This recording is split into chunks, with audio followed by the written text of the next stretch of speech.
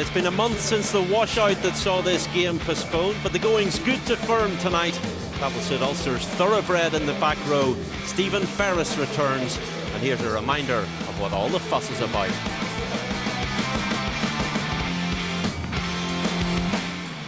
Last time out, Mark Anscombe's side demolished the Dragons. It was over by half-time, thanks to a double blow from Tommy Bowe. It's going to be a second try, and what a return to Ulster colours. And tonight there's more Welsh opposition in town. It's Ulster against the Scarlets at Ravenhill. Kick-off coming up in 5 minutes' time.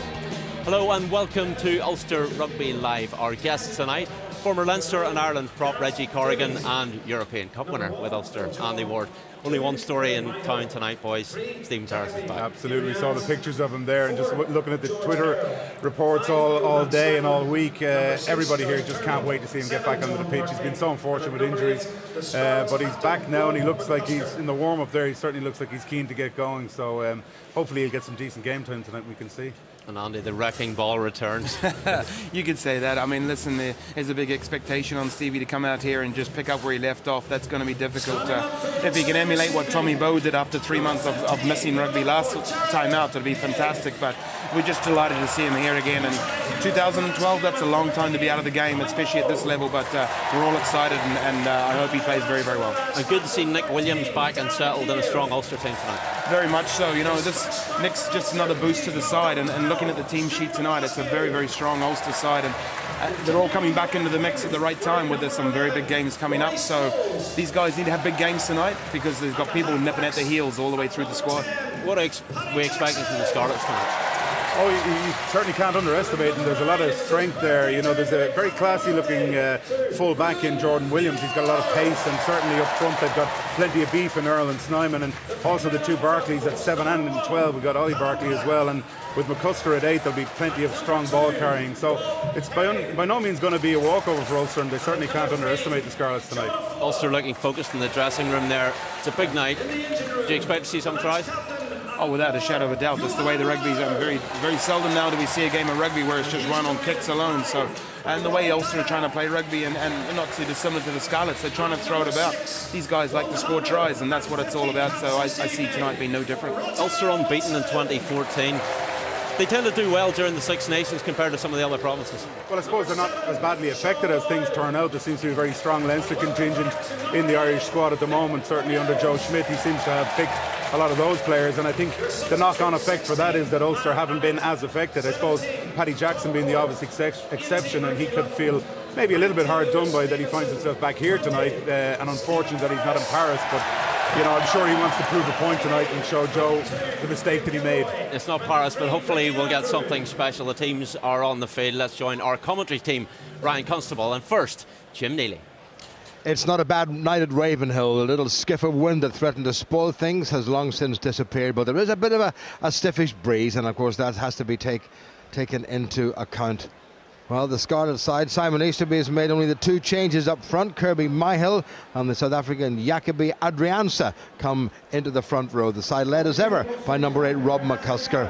A couple of changes behind, in fact one change behind. Gareth Maul comes in to play number 13, and watch out for a very busy little fullback, Jordan Williams. John Afoa back in harness, and Nick Williams sporting a brand new haircut. All is forgiven, it will seem. Johan Miller leads the side out, and captains Ulster tonight for the 66th time. A more than decent crowd here at Ravenhill for this game that was rearranged following a washout a few weeks ago. Nice little pat on the head of the mascots by Johan Miller. What a leader he's been for Ulster over the past few seasons, and what a loss well Ulster will feel when this great man goes back to the farm in South Africa at the end of this season. But it's not over yet by any means this season. So John Afoa back in the front row. Robbie Dyack steps up to partner Miller in the second row for the first time this season. Roger Wilson, winning his 150th cap this evening, moves to number 6, and back at number 8 is Nick Williams. Stuart McCloskey starts his very first game, having been a replacement last week, and Paddy Jackson, a surprise omission from the Irish national squad, resumes his partnership with Ruan Pinar, and Rory Scholes starts his second game on the left wing. Well, one name jumps off the screen when you look at these replacements, and that name is that one Stephen Ferris. Will he come on, and for how long will he last? Neil Hennessy, 37-year-old lecturer in coaching science from Cardiff, refereeing his 19th game, and it's the Scarlets outside half. Alan Thomas gets us underway. Straight to Ruan Pienaar, and Ruan Pienaar not quite with a bit of interest, but finds a pretty decent touch. There is a wee bit of a stiffish breeze, and it's blowing into the Ulster faces. The Scarlets playing toward the War Memorial end, so as ever Ulster will play in that direction in the second half, which is what they like, Ryan. Yeah, a bit of a breeze, but otherwise perfect conditions for running rugby. Both teams capable of playing at tempo. They'll look to offload the ball in the tackle, keep it off the ground, and go through those phases. That wasn't straight by Kirby Myhill, the former captain of the Welsh Junior World Cup side. And It's caught on the outside, gentlemen.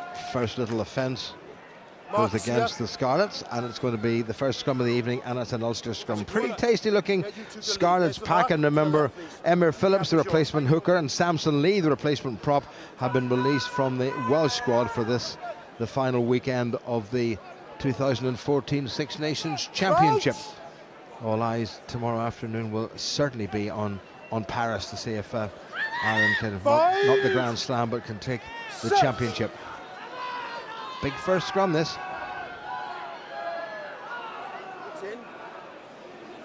Rob Herring gets the strike. That's a solid looking Ulster scrum. Williams, the Pienaar.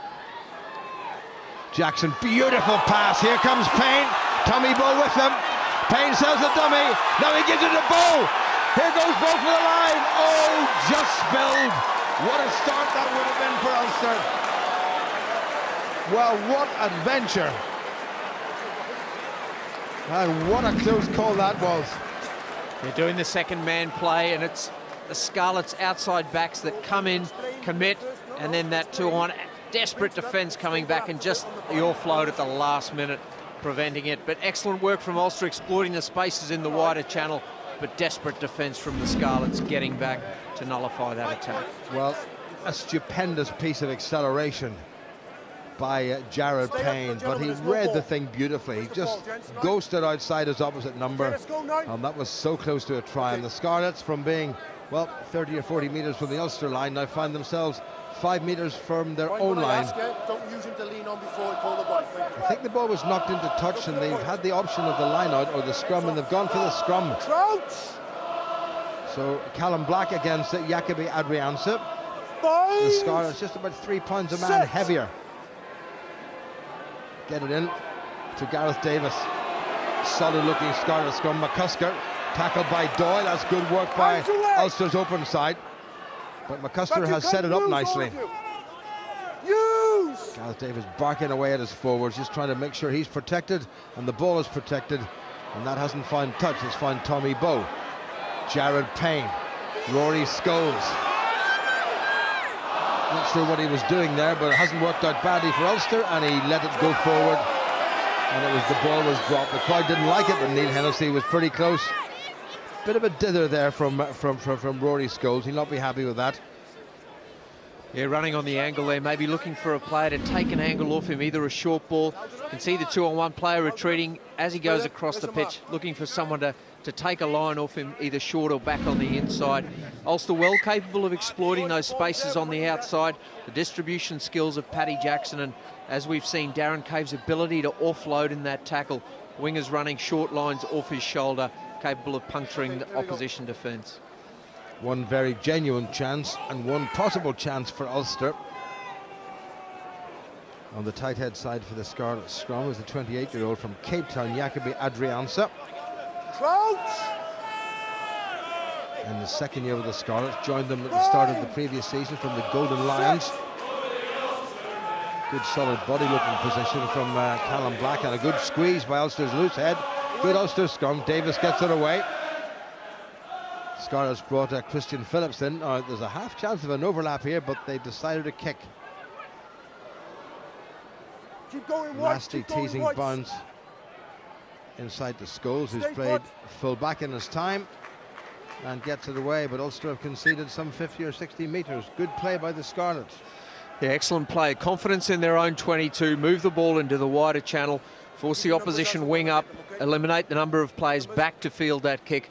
Good chasing line, pressure on the kicker, and that's resulted in a line out in opposition territory. Ulster, stay out. No, stay out. Kirby Myhill for the second time of the evening, got the first one wrong.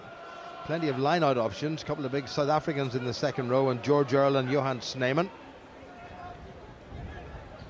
Tackle, move. McCluskey with the tackle. Davis. Taken forward by Ollie Barkley, the former England international, signed this year from Clermont. That's to nobody in particular. Ulster need to be a little bit quicker on the ball. Well, they've given them an awful lot of time to run, and this is good stuff by Johan Sneeman. Bounced off a couple of Ulster tacklers, taken on by the Scotsman John Barkley. Well, it's looking good for the Scarlets. Clever little kick in behind Scholes, and he's gone into touch, and that's going to be a line out to the Scarlets. You know, I've always admired Simon Easterby when he was a fine back row forward for Ireland, and I've admired the way that he likes the Scarlets team to play their rugby. Yeah, they've been renowned over the last number of years to play that ball-in-hand, high-tempo rugby. They certainly take it to the defensive line, very physical up front, always looking for the offload, but they've been very pragmatic in the opening 6 minutes of this match and establishing field position through a number of very clever kicks. The line out by George Earl, but there was a bit of obstruction there, and Neil Hennessy straight away has given the penalty to Ulster. They'll be pretty relieved to have got that penalty. Must be a fair contest against you. Those sort of penalties in opposition 22s that relieve the pressure, frustrating for coaches and players alike. Also now with an opportunity to clear their lines. Into a stiffish breeze for Ruan Pienaar.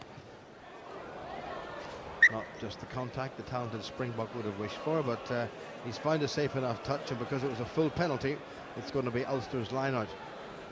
Yes, thank you, boys. Thank you. Yeah, the breeze certainly looks more substantial down at pitch level. Number of kicks now out of hand from Ulster. Haven't achieved huge territory.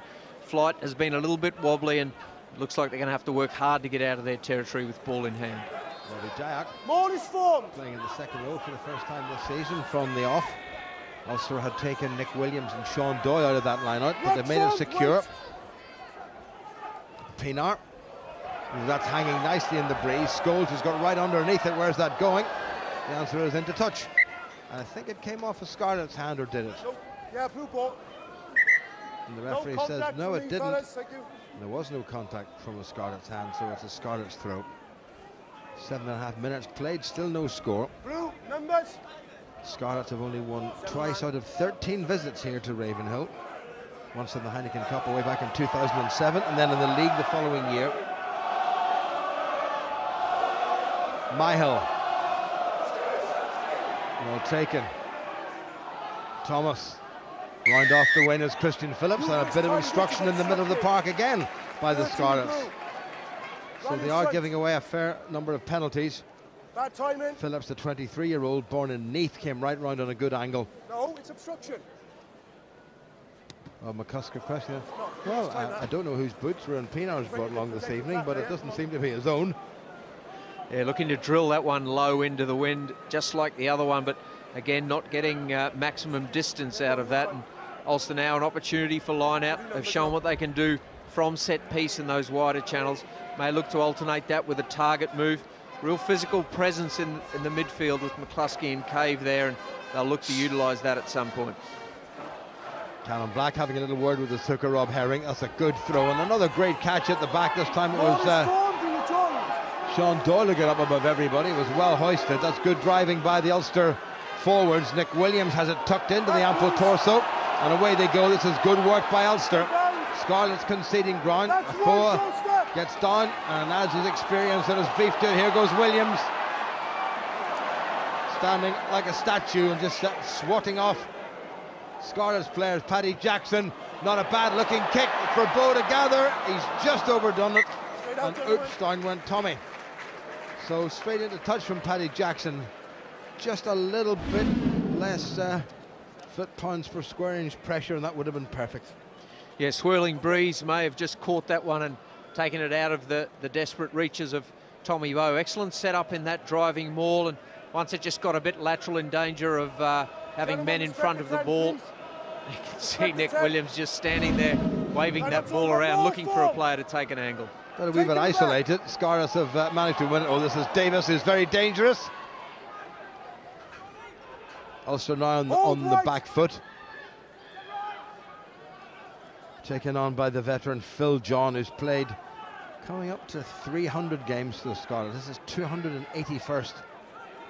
Not in the Scarlets jersey tonight, but in their changed blue strip, as you can see. Taken on once again, it's Myhill. In goes Roger Wilson.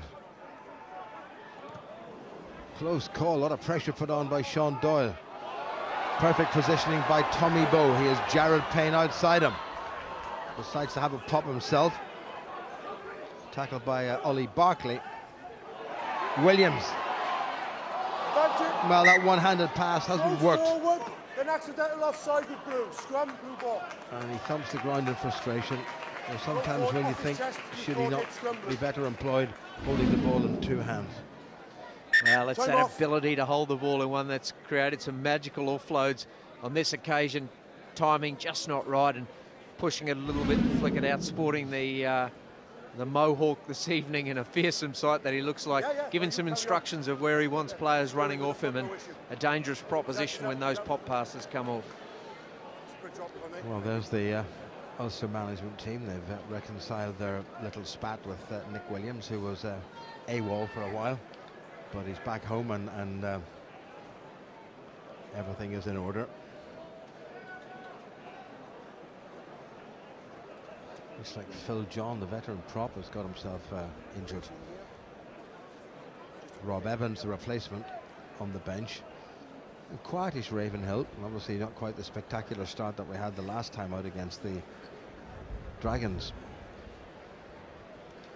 But plenty of time. Only played just 11 minutes. Little flick back by Adri Ansa. Tackle put in was by Rob Herring. Now he twisted round Phil John, and that may well have been where he got himself hurt. But he's a pretty tidy customer, isn't he? What a lusty gentleman he is. Played in 41 Heineken Cup games, and this is the 159th league game for the Scarlets. And he's in his 15th season with the West Walians. Just stand slightly more that way for me, okay? Clock resumes, 11 minutes played. Still no score here at Ravenhill. Crouch! Neil Hennessy, incidentally, has two Irish touch judges, and Gary Conway and Gary Glennon. The TMO is Marshall Kilgore. Set. Also getting a wee bit of an early squeeze. Not a bad Scarlet scrummage, it's pretty solid. It's out, get on. Thomas, Ollie Barkley. Gareth Maul outside him, incidentally, is the man with the headgear. Barkley's wearing number 12. Slow ball for the Scarlets, but it's coming back in their side. And Ulster have affected the choke tackle and will get the put into the scrum. So Ulster's midfield defence and backup is pretty good again, Ryan. Yeah, good line speed coming out, meeting them on that advantage line. Excellent initial first up tackle, and then the height and the strength to hold that player up, working hard. Sean Doyle getting involved as well, and just delaying that ball coming back and ultimately earning the put into the scrum. Yeah, the initial tackle was by big Stuart McCluskey, and I can remember not that long ago that international second rows were smaller than he is. There's Roger Wilson wearing number 6. What a terrific rugby player he's been down the years. His 150th Ulster appearance tonight, and you add 118 for the Northampton Saints, and what a record. Indestructible, I think, is the word you could use about Roger Wilson. Ruan Pinar. Bit of a squeeze by the Scarlets. Here goes Williams. Ball in one hand, and again it's not an accurate pass. And again it's gone forward, and again that hasn't worked. Well, it's the third time that that's happened, and anyway. Yeah, another opportunity now for the Scarlets. They've got considerable wind at their back, and they need to utilise that for field position. No point going through multiple phases in your own half when you have that amount of wind at your back. Okay, there's your mark, gentlemen. 9, stay close, please. Well, he gets away from the first tackler, but the offload has not been satisfactorily completed.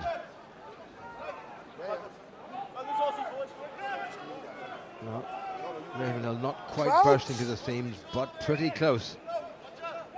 Ulster's next home game is in 3 weeks' time, and what a game that's going to be. the Heineken Cup quarter-final against Saracens.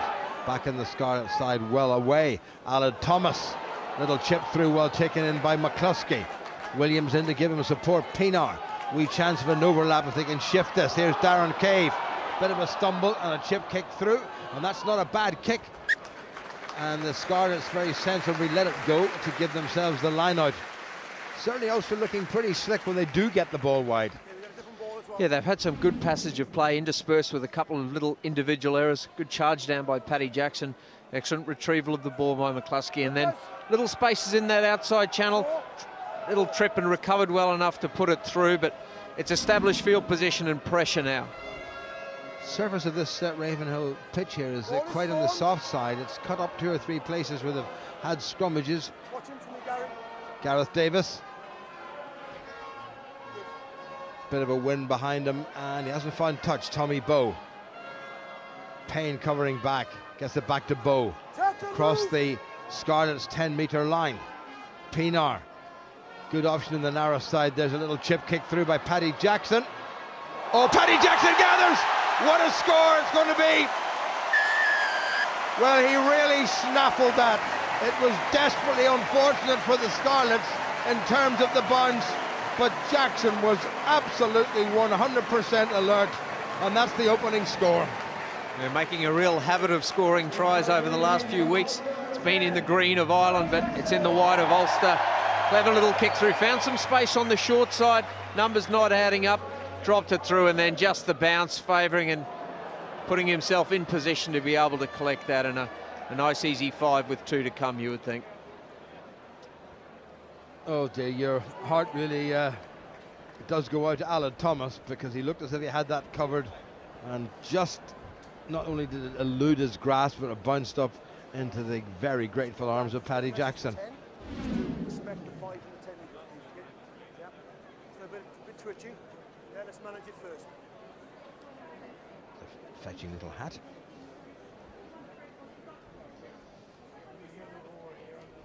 Rue and Pienaar, 74 times cap for South Africa. Going to be here for another 3 seasons.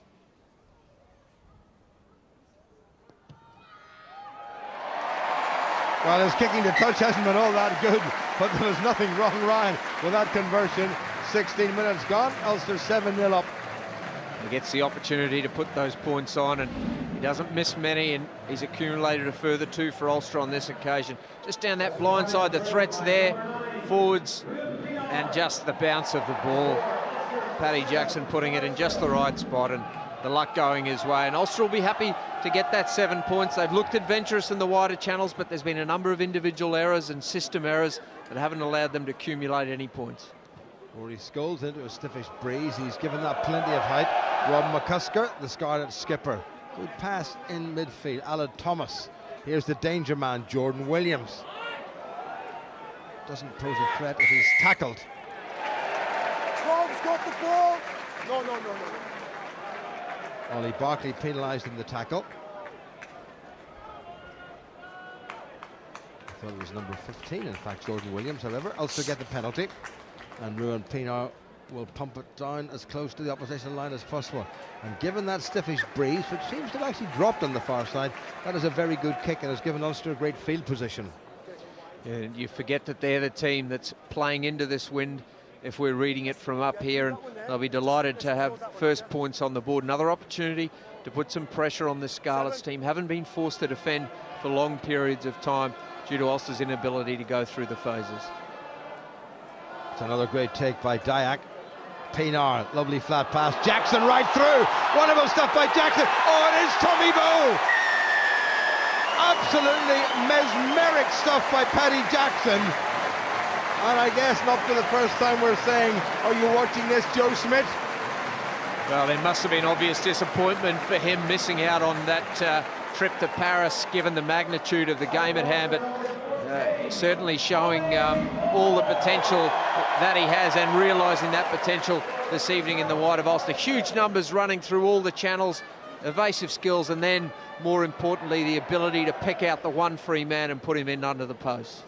Well, wonderful piece of handling. Now look at Jackson, change of direction, beautiful inside flick, and Tommy Bowe's 3rd try in 2 games. And thank you, Paddy, he says. Nice pass.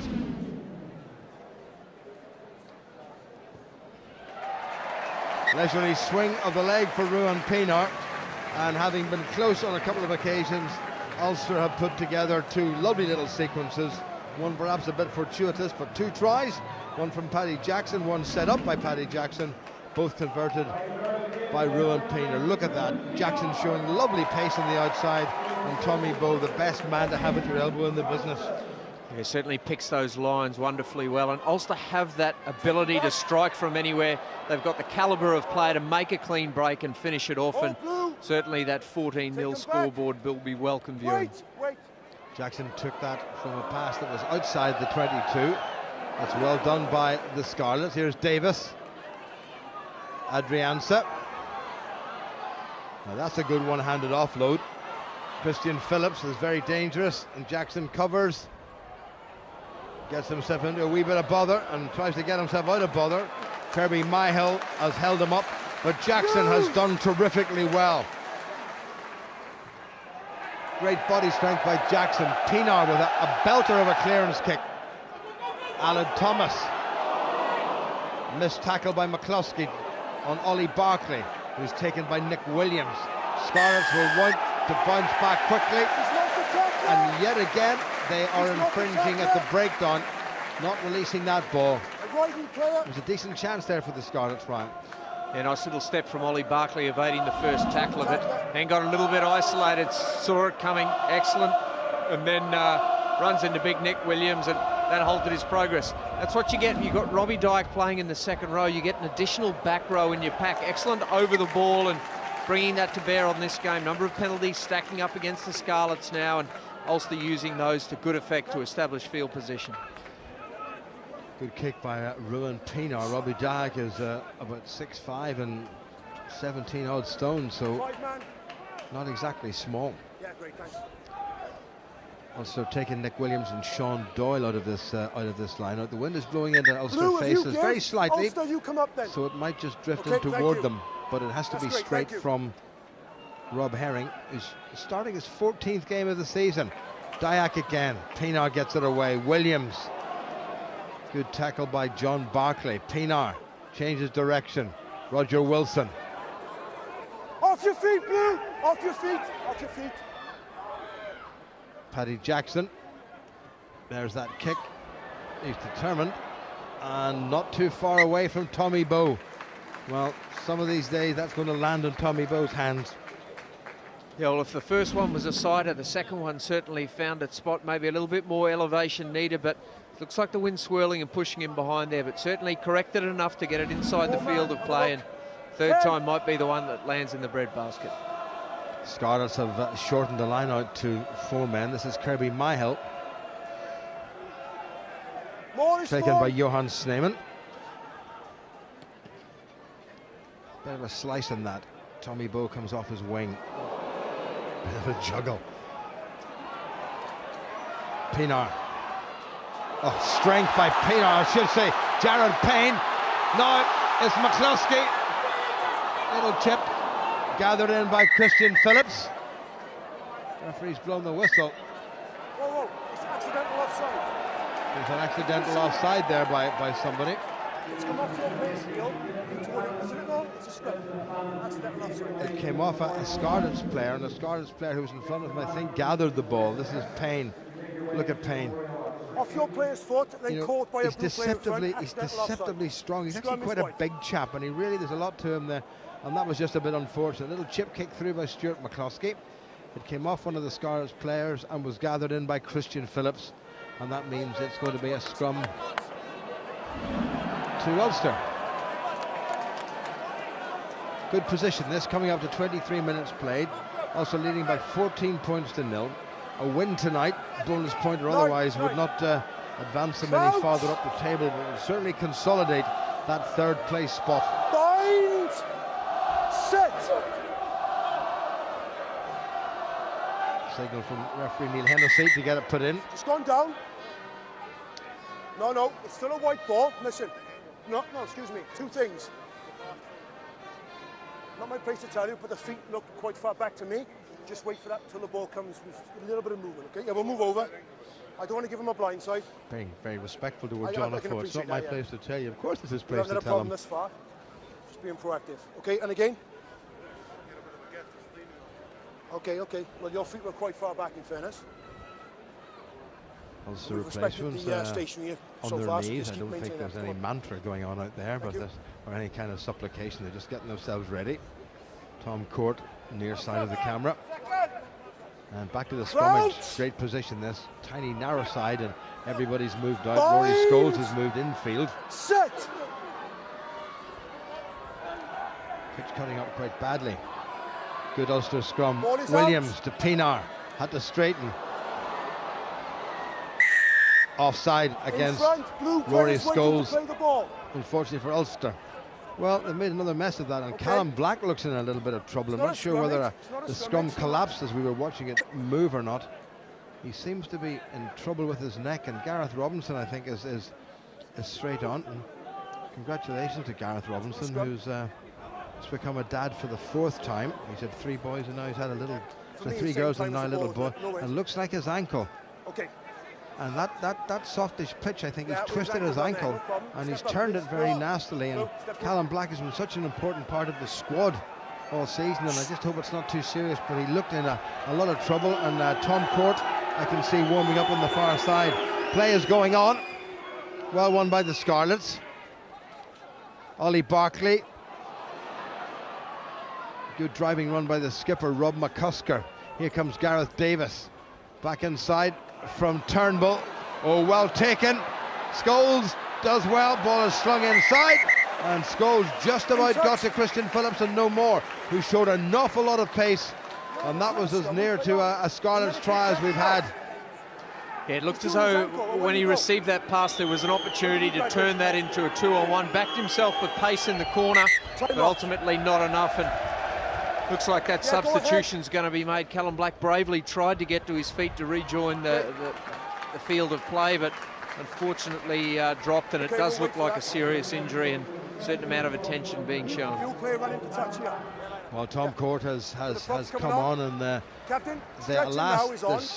they're bringing the stretcher on for Callum Black now, because the play is up at the far end. I think the referee will just let play continue. That was pretty close to a Scarlets try with 25 minutes gone. He's been just part of just about every squad in the last couple of seasons, every match day squad. Here's that little incident again. That was a very good pass, and this probably should have been a try. Scholes just got across, and he couldn't quite get the pass back inside with one hand. Yeah, outside men rushing up to try and cut it out, and that created the space on the outside, and again just unable to manufacture an offload or get that last scoring pass into place with the support players. Some desperate cover defence from Ulster, getting large numbers back there to make it difficult for the players to finish it off. Well, I'm not altogether sure whether or not it was the scrum that collapsed after Ulster had won it, and he turned his ankle very badly. But we can have another look at that. Well, there's Callum Black, and look, the ball is going away, and yeah, he did go down, and he was twisted toward the outside. He just lost his footing a little bit and was down, and he was twisted, and I think the momentum of the Scarlets pack just helped to squeeze him over. So that's a bit unfortunate. The pitch has cut up very badly. But apart from the Danske Bank Ulster Schools Cup final, which you can see with us here on BBC Northern Ireland on Monday afternoon live, it won't be used again until the Heineken Cup quarter final. Tommy Bowe missed out on the Six Nations Championship. Will be pretty pleased with his form, I think. 3 tries in a couple of games, and who knows, maybe more to come. Well, that's ability to read the play in front of him and take the support line that's going to put him into space, and communicating that to the ball carrier. It becomes instinctive. The stability Ulster have got in their recruitment and their retention, the stability they've got in their selection. The players start to read players, they learn the body language, they know where they need to be, and that sort of communication then becomes second nature to these players. Yeah, your line is yours, okay? Well, that's very unfortunate for Ulster, and in particular for Callum Black, who leaves the field. In the meantime, Muller wins the ball. Nick Williams Get away! Made good ground. The ruck is formed. John Barkley, the ruck had formed according to the referee, and he came and poached the ball, but The ruck is formed. That means not everyone the can first get time in his life John Barkley has done something like that. Only 27 years of age, capped 43 times for Scotland, but not really in Scott Johnson's plans, it would seem. 26 minutes gone, 14-0 to Ulster. And Ruan Pienaar, not for the first time this evening, clears pretty well. Scarlets, the line is yours, please. Got Ulster's opening try Give your numbers now. last week and got the first 10 points for Ulster. Looked as if it was going to be the Ruan Pienaar show, but one or two other people got in the act. Gents, use the AR, please. Again, Williams and Doyle taken out of the Ulster line-out, 5 men. Tom Court wearing number 17, right at the front. Bit of an overthrow that could go anywhere into the hands of Kirby Myhill. Okay, leave it. He swept it up nicely. Davis gets it away. Poor pass. Ollie Barkley taken yet again by the big, strong Stuart McCluskey. Your man's on top. Wait. This time, the Scarlets get it away. Adriansa, the South African prop. Exit me. Good. It was tackled by Robbie Dyack. Ruck is Johan formed. Muller, Ulster's captain, made the tackle. Davis, always dangerous, good change of direction. Release 12. Finds his skipper, Rob McCusker. Davis as well. Ollie Barkley with a clever little chip through. And Gareth Maul is chasing. That's going to be a 22. That would be pretty finely judged there by Jared Payne. There was very little room for error, and if the ball had just kicked away from Ulster, might have been in trouble. What a lovely kick by Ollie Barkley. A little bit of backspin on it almost. Tommy Bowe left it for his full back. It hit the corner flag and then came back in. Release first, Blue. Ulster have won the ball from the 22. Jackson. Don't think Rob Herring was expecting that. Referee playing advantage to Scarlets, and none comes from the knock forward. It's going to be a Scarlet scrummage. Knock forward. Injury. Yes, a little bit of miscommunication you feel there. That pass goes out, and Rob Herring certainly looked startled that it came to him. Roger Wilson electing not to catch it, unsure whether it was meant for him, and it's resulted in the knock-on. And also won't want to concede any points as they enter the last 12 minutes of this half, having scored 14 points, one through a fortuitous bounce, the other through a very well-constructed try or phase play. And we see John Afoa. Yeah, I'm just a bit concerned now. They've already lost Callum Black, and this is John Afoa down injured. And well, it's not the night for props, it would seem. Is that a grin from John Afoa? Is he just taking a bit of a rest? I hope he hasn't done anything like Callum Black. Oh, he's getting up, and that's always a good sign. Yeah, we'll just wait for the prop. Well, stop-start game. Ulster have hit a little purple patch. Well, that is a positive sight for Ulster. Looking quite trim, John Afoa, as well. He and Nick Williams may well have gone to the same hairdresser. A very trim 120 plus kilos, if there is such a thing, but a menacing prospect in that front row, and with important matches coming at the business end of the season, Ulster want to ensure they've got a full deck to select from. 28 minutes played, 14-0 to Ulster. You stay in the centre, that's where I need you.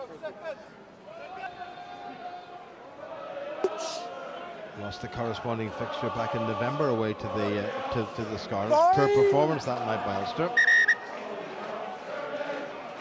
Touch to the near side, Gary Conway, I think, having a little word with the referee about what's going on the Ulster loosehead side. No issue thus far. It comes up when I call blind, there's no issue. Thank you. And the referee's having a word with Tom Court about his binding. Said there wasn't any problem until you came on, or words to that effect. First time it's come up. Off to London Irish at the end of this season, Tom Court. He'll be very much missed here at Ravenhill. And there's a little feature on Tom Court at halftime. Don't miss that one. Good scrum by the Scarlets. Phillips comes in off his wing, acted as a little foil. Davis taken on by the Scarlets forwards. Robbie Dyack doing the defending. Wilson just waiting to see what's developing. And Ulster have turned that one over. Pienaar, Paddy Jackson. Interesting stuff. Darren Cave inside his 22. And that's a huge kick by Darren Cave. And that's a great clearance kick by Ulster. So the pressure relieved as we go into the final 10 minutes of this first half. The Scarlets haven't been able to really utilise the wind at their back. They haven't had the possession to do it and haven't been able to make those long kicks into opposition territory. Seems to be fairly evenly split in those terms. Expect Ulster to come out in the second half and use the kicking options they've got through the halves, and also in Darren Cave at 13 to utilise that win to establish that position. I'm pretty sure Darren Cave will be here at Ravenhill on Monday to see his old school Sullivan Upper contest the Ulster Schools Cup final for the very first time. Gareth Davis looking for a couple of big runners. Gets caught but gets it away. Clever work on the narrow side by Alan Thomas. Always find a bit of a gap. Better stuff now by the Scarlets. Nicely set up. Good driving forward.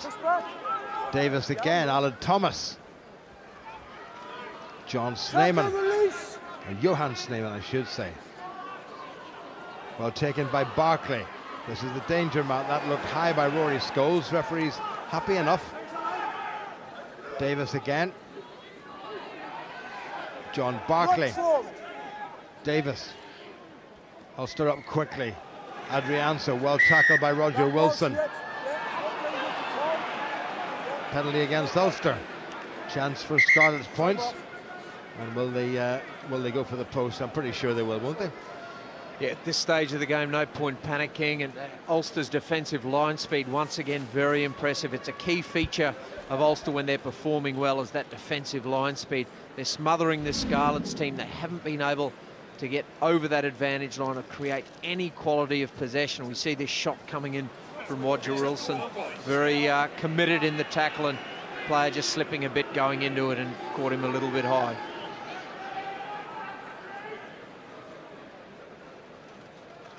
Well, there was the pass, and there was the good drive forward, and the man ducked down. I don't think there was any malice there from Roger Wilson. It was a good, hard tackle, and it was ever great to see a lot of youngsters here at Ravenhill. That's a little bit worrying, and it's Adrianza, I think, is still down injured. It's been a very stop-start game. Obviously, the injuries have contributed to that, but the little individual errors, a number of knock-ons, pretty good conditions tonight.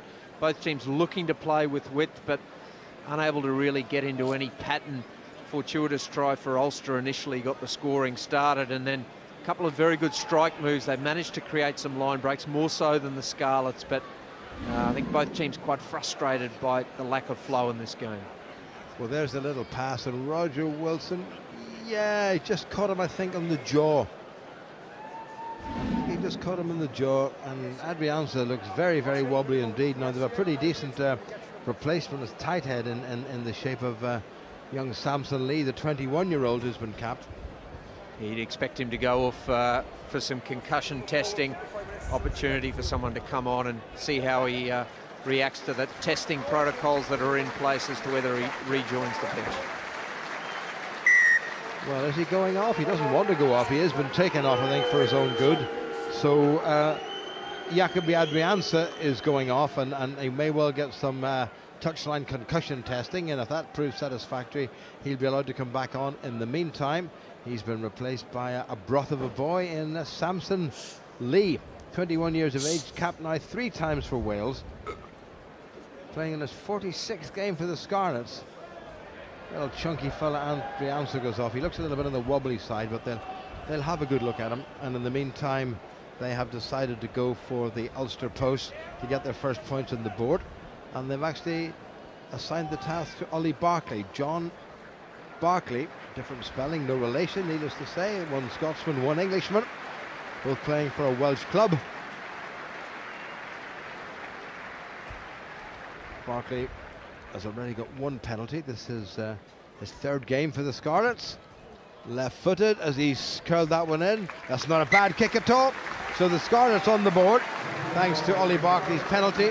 We've about 7.5 minutes to go to the interval, and also leading now by 14 points to 3. The Scarlets will be pleased to be on the scoreboard.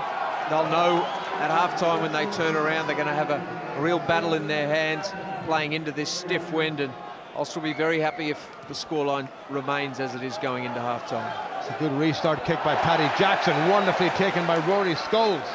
Now Ulster on the front foot again. Pienaar, John Afoa. Good fend by the All Black. Pienaar, well taken by Jackson. Looks for a wee gap, very nearly found it. Good support play by his captain, Johan Muller. Pienaar, Sean Doyle. Pienaar again. Roger Wilson. Ulster making decent ground. This is Robbie Dyack. Tommy Bowe. Oh, gets away. Bowe looking for a second. Oh, wonderful pass. Returns the compliment to Jackson. It's the Bowe-Jackson 1-2. Ulster's third try before half-time. And these two lookers have been rehearsing this for the past 10 years. Yeah, again, it's that ability for Ulster to strike. Didn't look like there was a huge amount on. Going through some phases, not really making any progress of note, and then it's Tommy Bowe that gives the injection of pace, slices through that defence, and then again it's that positioning of the support player and the read from the ball carrier to be able to put him into space. Clever behind that, just the smallest of gaps, the power to go through, and then just read it. Paddy Jackson saw the body language, took the inside line, clear run to the line. And he left a lot of space, and you know, Tommy Bowe's run drew all the defenders toward him. Ruan Pienaar from close range adds the points with about 6 minutes of the first half to go. Ulster now 21-3 up, but what a very clever try that was.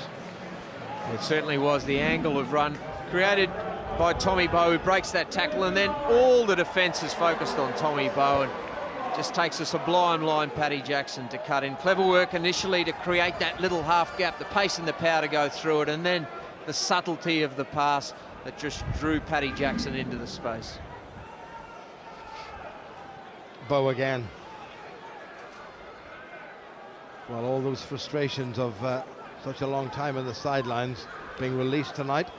Here comes Jared Payne. Beautiful pass. Dyack, who's not slow and he's not lacking strength, and he's almost up to halfway. Pienaar, backward it went. Jackson whips the pass out to Roger Wilson. And Ulster have contrived to lose that, and there's a bit of a gap there, and Pienaar's going to have to be quick, because Gareth Davis certainly is quick, and Davis can get a score here, and I think Davis has got the score. Well, what a riposte by the Scarlets, and their scrum half Gareth Davis, and Ulster lost the ball in the middle of the park, and the Scarlets have bounced right back. That's a good try. Yeah, excellent work initially at the breakdown. That creates turnover ball. Always dangerous is that turnover ball. Opposition's in attacking formation, players aren't behind, and it was recognised very quickly. Excellent tackle. Barkley's the man who gets over the ball, and then it was a clever recognition of where the space is, and that's no small amount of pace to get in front of Ruan Pienaar contesting for that ball, and real desperation to get to it, and a wonderful try.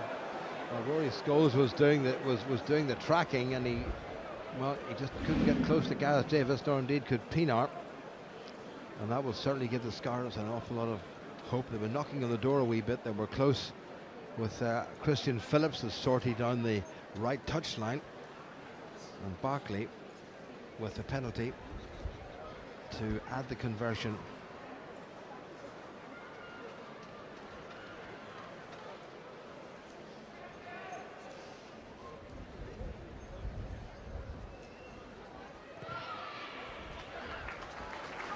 Not a problem from Ollie Barkley. A rather polite, if somewhat muted round of applause from the Ravenhill crowd. Still plenty of time to go in this first half, and what a first half it's been. 31 points, 21 to Ulster and 10 to the Scarlets. There was that clever kick, and he showed a huge amount of pace, and I'm not sure Ruan Pienaar just realised how quick Gareth Davis is. Back to play. There's the try scorer. Well, he's kept that in field quite nicely. That could go anywhere. Into the arms of Nick Williams. Good take by Williams. He was tackled by George Earl. Pienaar also looking to strike back. Jackson. Payne at outside centre. Was that forward? I don't think so. And Tommy Bowe misread it slightly. Thought it was going to set up for him when he came in field. And that's going to be a Scarlets line out. Always the danger when you get 3 tries up and things are all going your way, that it can get a little bit too loose. You start throwing the low percentage passes, and Ulster, I'm sure, at halftime will just come back to their core values, look to dominate in that contact area, create quality possession, halves, put them in the right parts of the pitch. No doubt they'll be seeking that bonus point, but a little bit of pragmatism perhaps in the second half to achieve it. Taken into the back by Josh Turnbull. Good ground being made. You hear the referee saying 2 minutes. It's been told by the TMO. Kirby Myhill with the ball tucked in. Scarlets over the halfway line, looking for something more by the interval. And Ulster maybe just taking the foot off the pedal. Ball was on the ground. The ruck had formed, and the referee has given the scrum to the Scarlets. So there's still a chance for the visitors to pick something up by the interval. Time off.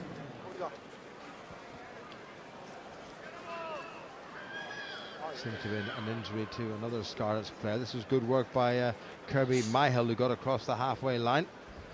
And, well, flopping right over the top of that was George Earl. How the referee missed that, I just don't know. There was no attempt to stay on his feet there, and he was doing a bit of sealing off, but the man who's getting some attention is the other second row in the Scarlets pack, and that's Johan Sneeman, the 27-year-old from Pretoria. Interesting, all 4 second row forwards starting at Ravenhill tonight are from South Africa. Time on. Just come away from that division. There we go. There's your mark. Renowned for producing men of height and weight, and certainly no shortage of that in the second row department. Well, I don't know where the Scarlets starting tight head prop, another South African, Jacobi Adriaanse, has gone. I think he's gone off to the medical room. Crouch! Into the last minute of the first half, Ulster leading by 3 tries to 121-10. Got themselves ambushed just a few minutes ago by the Scarlets' busy scrum half Gareth Davis, who's about to pick up the ball. Good control by his number 8, Davis. And Davis loops around nicely. Here's the danger man, Jordan Williams. Wait, 13! Yeah, no, we stopped, that's fine. Good call by Tommy Bowe. Looked a wee bit on the high side, and the crowd thought so too. Away.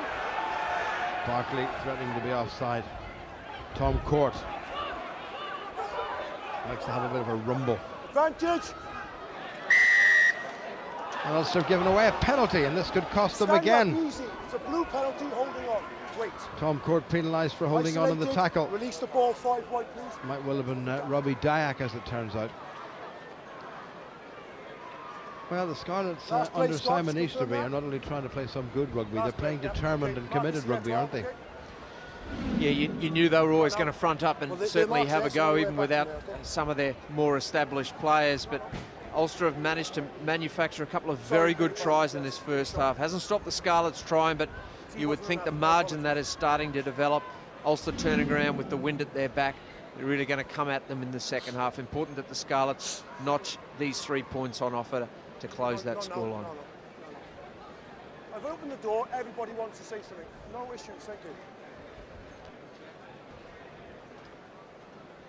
Yes, sir. So Barkley to close the gap to only 8 points at 21-3 up. You thought Ulster might just be on the home straight, but far from it. And they should remember from last week when they didn't score very much in the last half hour of the game. Then 40 minutes still to go. So here's Barkley to make it 3 kicks out of 3 for him this evening. It's the longest one away.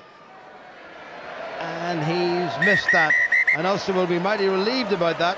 Well, not a bad first half for Ulster. A couple of tries by Paddy Jackson, 1 by Tommy Bowe, 3 conversions by Ruan Pienaar for the Scarlets. A try by Gareth Davis, a conversion, and a penalty by Ollie Barkley. Ulster a lot to think about at the interval. Well, he'll be going to Paris tomorrow to join the Irish squad. But Paddy Jackson has made a major contribution here this evening with a couple of very well taken tries. And then there's one by his buddy there, Tommy Bowe. Half time at Ravenhill. Ulster will be reasonably pleased how things have gone. Not so much the last 10 minutes, and they're leading the Scarlets by 21 points to 10.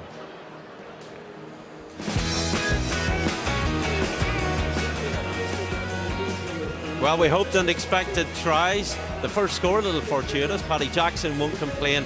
And Jackson involved again for the second. Tommy Bowe in under the sticks. And then they reversed their roles.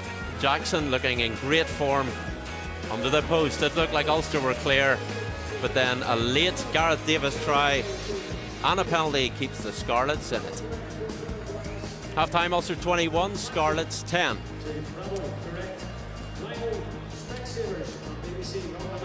It's been a tasty old first half, chaps. We expected action and we got it. Yeah, certainly from the very beginning, Ulster laid down their intent, looking to move the ball from inside their own 22 and almost getting there. Just an unfortunate knock on the corner from Tommy Bowe, but they've performed well, and you know, they've been aware of where the space is and where the weaknesses are with the Scarlets, and I think they should be probably a little bit more ahead than they are, but it's not a bad scoreline at half time. No, I think at the end of the day, I think Ulster have been trying to play most of the rugby in this half, which is always a positive thing. There's a little bit of things that just, the last couple of passes, the last bounce or whatever, but they've got to be disappointed. I think the coach will probably kick off a little bit in the change room here due to the fact that they've given away the points they have quite cheaply. That try should never have been. You know, the Scarlets haven't really created too much at this point, and yet they're still very close, still in the game. And out half thrives on confidence, and Paddy Jackson will be happy with the start. Oh, very much so. You know, he's coming back to form, and he's looking very, very good, and he's looking very accomplished. You know, we see him here, the build-up play, but he's just very good. A number of the backs are looking very sharp tonight. Actually, their handling's been very good, and their lines of running have been superb. But they're just keeping a hold of the ball, and it's just the way it goes. I mean, that's just you never let a rugby ball bounce, so there's not much happening here, but he should have closed the space down. Yeah, well, Alan Thomas, he just tries, if you watch here, he just comes in, and just as he's trying to gather the ball and get around Paddy Jackson at the same time. He needed to just check his run that little bit, made sure he had the ball before he tried to go around him. He just tried to do too much all at once, and as we said, the bounce of a ball can be fortunate, and it was fortunate for Paddy Jackson, but good awareness by him before that, and we've seen that on a number of occasions in the game where he's looked up and seen that the Scarlets are employing quite a hard press defence. He sees the space in behind, and he's putting clever kicks in there to find that space. And as we said, you know, it just bounced fortunately for him on that occasion. And the second try comes, an attack coach's dream. Yeah, I mean, if you're scripting out a try and on the training park, and this guy's going to run here and this player's going to run here, this is exactly how it plays out in your mind. It's just absolutely perfect. Great lines of running and good support play, and that's something a bit of a feature so far this evening. The support play at Ulster Rugby is starting to develop quite nicely. Yeah, and it was excellent because prior to this, on the other side of the pitch, Ulster had done a maul which had been quite successful. So it meant that the Scarlets forwards were probably expecting that maul to happen again, because, you know, in that area it's quite common that teams would use the maul, but Ulster were very clever in that they mixed it up. So having used the maul, it meant that the Scarlets forwards had to come closer. It created a little bit of space on the outside so they could put those two missed passes in and find the space, and then it was just brilliantly finished by the backs. Yeah, Ulster have really been keeping the Scarlets' defence honest. Very much so. You know, they don't know what, if they step back and hold off and try and cover that cross kick as Reggie's talking about, then they're leaving gaps on the inside. If they cover the inside, they're leaving gaps on the outside, and that's what's happening. They're very, very nervous and twitchy. They've covered the gaps on the inside, so we've gone long. So then if Scarlets start to spread their game, the gaps are going to appear, and Ulster are looking very predatory. I think certainly Tommy Bowe, he's played 80 minutes of rugby in 3 months and he's scored up 10 tries. That guy is on a mission, and we're very fortunate to have him on the team as well. Yeah, as we said, I mean, from the very beginning, that first crossfield kick came in. But if you look there, it's brilliant the way Paddy Jackson looks up, because there's nobody in that space. Now, again, we talked about the bounce of a rugby ball. That could quite as easily have bounced forward, and there was two Ulster players ready to run on and gather that ball had it happened. But he's really aware. He's looking up the whole time. He's watching to see what the Scarlets defence are doing. As they come up, he's putting the ball in behind them. If they don't come up, he's able to use the back line and put it in behind using that screen runner that we spoke of before, where, you know, there's just delayed runs behind. And the very first play that we saw was an example of that, and almost a try with Tommy Bowe in the corner. And the Jacko show continues. He runs on a third. Absolutely, but you know, he's hungry. Him and Tommy are looking the most hungry players on the pitch at the minute. They're really chasing everything down. They're playing everything on the front foot, and they're just going forward. Ulster are managing to keep the ball alive here. They're going through up-team phases, which is a good thing. I think we need to have this sort of hard play. There's Tommy again. I mean, he's brushing through tackles that he should never really be getting. Little soft defence there, but at the same time, we've got to understand, Tommy's an explosive player. He's looking fantastic. He's so strong and physical looking now from where he was 6 months ago. But he's creating these spaces. What's also brilliant about it as well, though, is in that particular move, they're identifying mismatches, and coaches constantly talk about backs in particular looking up and seeing if there are forwards in front of them. On that occasion, there was a hooker and a replacement prop on. Tommy Bowe, that's like, you know, so happy days for him when he looks up and he sees a slow prop forward stand in front of him. He just dances around him, and those mismatches are just creating them brilliantly and exploiting them. And Ulster really should have been long gone, and then the Scarlets get back into it. Yeah, I mean, I think they'll be disappointed. I mean, really, that last penalty should have gone over as well, and there should only be 8 points in it. But I mean, you know, small errors. I mean, the ball is getting turned over here, and I mean, that's what they won't be happy about. And a simple turnover ball from nothing creates this. I mean, I think I would have liked to have seen Scholes chase that ball a little bit harder instead of leaving it to Pienaar to try and get back there. You know, he's in a better position almost, Andy, to get there. He was a little passive. I think he probably honestly thought that, you know, he's a little bit out of position. He was quite flat, expecting us to attack that ball, and when the ball actually did come out, he was sort of, oh my goodness. Yeah. He didn't leave. He left his run too late, expecting Ruan to get there, but it didn't happen. Using his pace and speed that he should have on the wing, he could have got back there and covered for Ruan Pienaar. But I think, again, just that little bit of an experience, he just thought that Pienaar was going to make it. But a well-taken try from Davis. Yeah. We'll look ahead to the second half in a moment, but now to a matter close to your heart. The strength of the Ulster scrum has been a big encouragement over the last few years, and two men key and at the heart of that, Tom Court and John Afoa. They're off to pastures new next season. I caught up with them this week to reflect on their time at Ravenhill.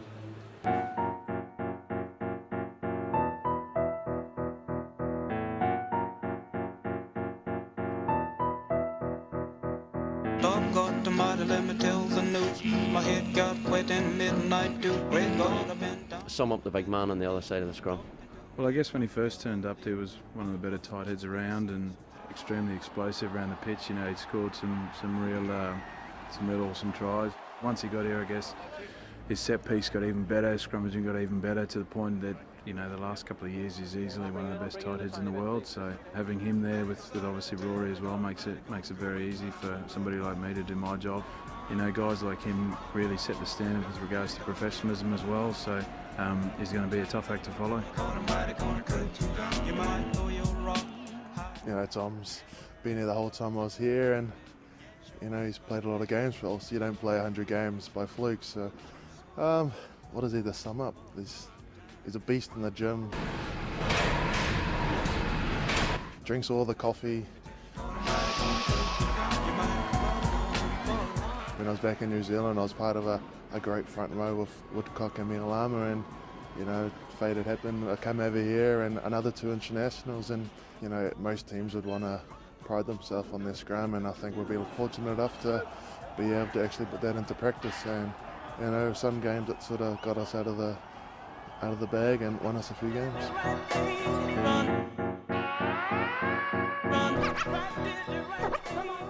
It's hard to really remember life outside of Belfast, to be honest.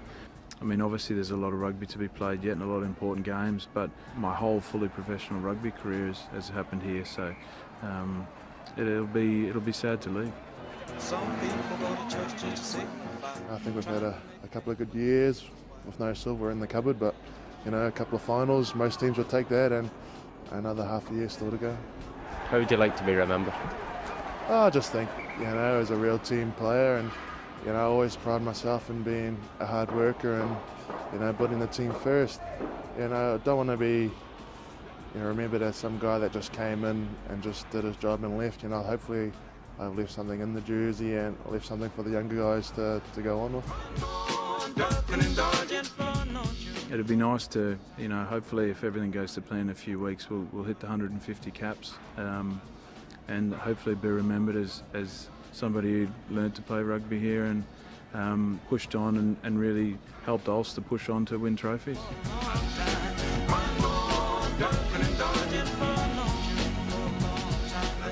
Love the John Afoa shimmy at the end of that.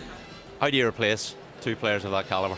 Very, very difficult, and the powers that be have got to make sure that they get the right people in, because they've been the cornerstone of Ulster rugby for a long time. A couple of true characters, but John Afoa, for me, from a technical aspect, has just been sensational. I've been really enjoyed watching him play. I still do. Now, big game this weekend over in Paris. How are you feeling about it, Reggie? Do you think Ireland can do it? Yeah, I'm very confident actually, and it's not a thing you can normally say about a game in Paris. I mean, it's not like we go there too often and get results, but I just feel the way the championship has panned out so far and the way that the team are playing, and also the way the French just seem to be in total disarray, and there just seems to be something not quite right about the way the camp structure is within the French setup, that I think there's every reason why Ireland can feel very confident about going over there. That being said, the French are a bit of an enigma, and you have to wonder what they're going to bring tomorrow and whether or not they can up their performance and do what we know the French can do. It might not be the case, but I just think that mentally the Irish are that bit tougher, and I think they'll come out on top tomorrow. And on to the end of an era. Brian O'Driscoll, you were probably there for his debut, weren't you? I was, yeah. It seems a long time ago. I certainly had a lot more more hair in those times, and Reggie's cheeks weren't so prominent. But listen, it's fantastic. Last weekend he just showed more magic. He's still putting on the magic show, and for a guy to do what he's done, for me, it's been a pleasure to play with him and watch him over the years as well. It'll be unmissable. The game is live across the BBC on BBC One television, and coverage starts on BBC Radio Ulster FM from 4 o'clock with our pitchside reporter tonight, Nicky Gray. Kick-off in Paris is 5 o'clock. Now, team's getting ready to go back out. Just a thought, out of the second half, can Ulster kick on? I think they can. I think, as Andy said, the coach will be in their ear a little bit about the fact that they've conceded a try, and there's not much in this game. I mean, the Scarlets they'll be delighted. They'll be thinking, we've conceded 3 converted tries. We're still in this game. We still have an opportunity. So for me, I think they really need to step it up. They've got one eye on the Saracens match. This is a strong Ulster side out. They need to be performing better. And what these fans want is Stephen Ferris. He'll come on. We'll see him. He's going to fill the shirt. I tell you that. He's a big boy guy, and he's had a lot of time in the gym, and he's explosive. That could be the roar of the season. Yeah, I hope so. And what would really be satisfying is if they give him some decent time. It's very difficult for a player to come on and make an impression with only 10 minutes or 15 minutes.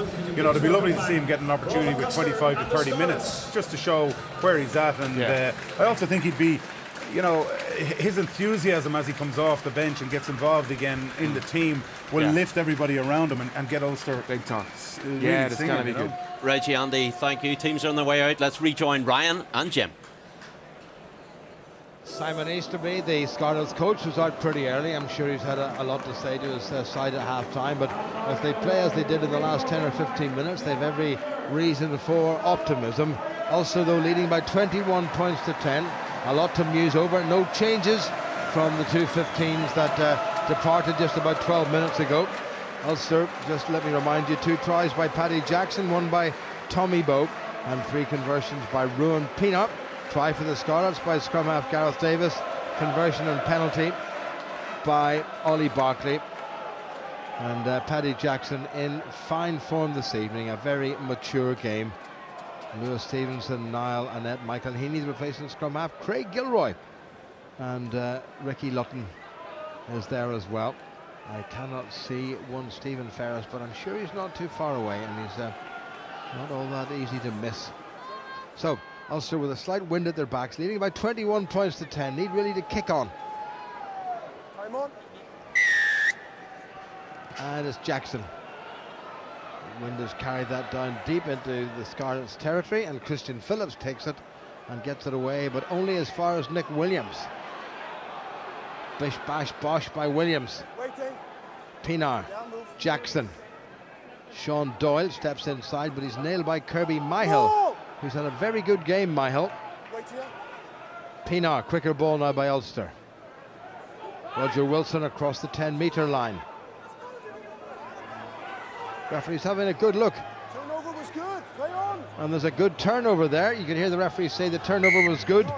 And I think it might well have been Josh Turnbull who stole the ball from Ulster. Turnbull, the number 6 for the Scarlets, off to Cardiff at the end of the season. Just announced today, and that'll be a big disappointment to Cardiff because he's been a good player, Josh Turnbull. Only 5 caps for Wales, mind you, but he's still been a very decent player at this level. Mark to see you, gentlemen. Close the gap. Yeah, and the Scarlets will be very happy with the way they've started their turnover again. They've got a couple of those through this match. They're going to have to play a lot more with ball in hand. They cannot rely on the kick, playing into the wind. Look for tempo, quick taps from the penalties where they can, and really need to get on that scoreboard first in this second half if they're to have any chance. Ulster's coach Mark Anscombe, who's taken the seat just about 6 or 7 feet from us, will not be happy with that, Ulster having conceded that turnover. It's a good solid looking Scarlet scrum. Davis the try scorer. Ollie Barkley, who's done all the kicking, well taken by Ruan Pienaar. He had Fraser Climo, the New Zealander, outside him, but he didn't need him. Well done by McCusker. Hold here, White. Davis. Thomas. Rock. Taken on by Phil John.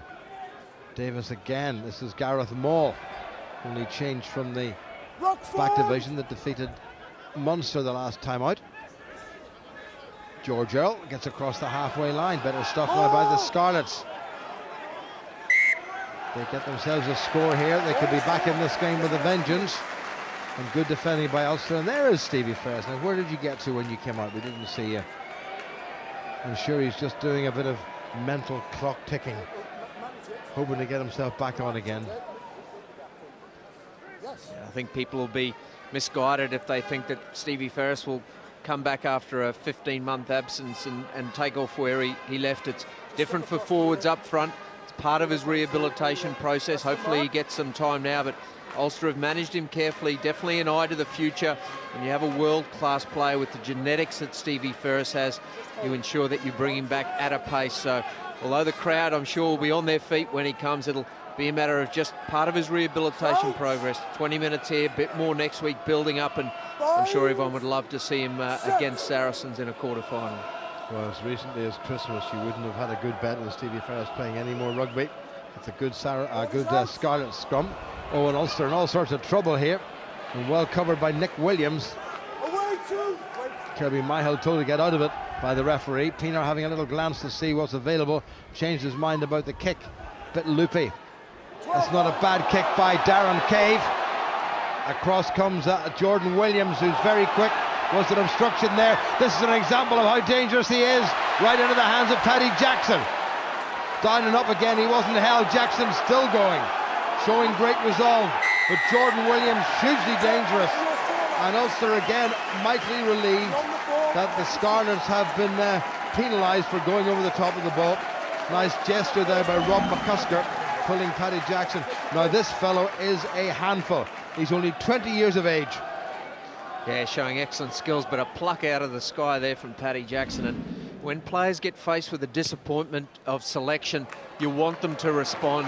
You don't want them to go into their shell. You want them to come out and show why they should be in the team. And certainly Paddy Jackson is doing that this evening. Well, there's Williams, and he's got a great sidestep.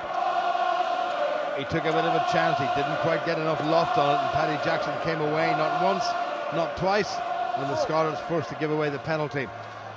Ulster need a few more insurance points. This game by no means won. Here's Herring. Muller pulled in by Tom Court. Scruffy old line out, but Ulster still have the ball. Good driving by John Afoa, nearly taken off at the ankles. Here comes Muller, Ulster's captain. Court in to help. Now Jackson. Tommy Bowe very nicely comes round on the angle from the right wing again. Pienaar. Robbie Dyack making decent ground up the far touchline. Pienaar again. Nick Williams trying to bulldoze his way forward. Pienaar on the narrow side. Payne just couldn't quite ride the tackle. Ball available to Ulster. Pienaar. Rob Herring. Doyle in there with an assist. Now Pienaar. Good flat pass taken well by Afoa, but the Scarlets defence up quickly. Ulster being squeezed. Now Jackson. Ooh, that's gone straight into touch. Good defence from the Scarlets. Multiple phases by Ulster. Again, unable to break down that tough Scarlets defence close to the ruck and running out of options. It's been in the wider channels when they've created those mismatches that Reggie spoke about at half-time that they've got the best returns, but just unable to create any width in their attack on that occasion. Scarlets again shortening the line out. That's gone over the top. But Ulster managed to scramble it. Here comes John Afoa. Pienaar. Williams gets past the first tackle. Pienaar in quickly. Jackson. Darren Cave. Good change of direction. Well kept in play. Tommy Bowe brushes off the tackle of Fraser Climo. Dyack. Lazy running there by McCusker. Forward pass. Forward pass. Scarlets just living pretty dangerously at the breakdowns. There's slight hints of offside here and there, but to be fair to them, they're actually getting away with it, so they're playing the defence game very cleverly. Yeah, and they're getting results at the breakdown. They've turned over a couple. That one marginal never helps when the player's running sideways and runs away from the pass after he's delivered it, but the referee on the spot there adjudicating that one forward. But the Scarlets have done very well at the breakdown, 2 or 3 turnovers, and that's allowed them to create a little bit of counter-attacking ball from which they've scored 1 try already. Well, this is very interesting. Is it a bit early for him to come on? There's still about 34 minutes to go. Can't believe for a second he's going to come on and play the rest of this game, but you never know. I'm sure that huge heart of his will tell him he can do this. Well, you remember that quarter-final in the Heineken Cup that he came back away to Munster, having not played for a number of months, and did the full 80 and was still smashing people in the 79th minute. And it is that hard, and it's a real credit to the determination and the mental fortitude that he's got to get through those dark days that you get in rehab and still be here on the verge of making a reappearance for Ulster. Well, the Scottish skipper Rob McCusker is going off, unfortunately, and Sione Tamani, the Tongan international, is coming on.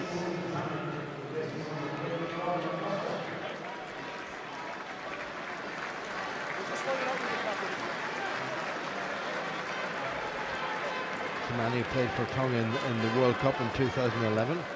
It's a little bit unfortunate. Rob McCusker is very much in the mould of the Dragons' Joe, or the Ospreys' Joe Beerman, a real solid, hard grafting number 8. He puts himself about the park, and that's a bit unfortunate because he certainly won't have wanted to come off.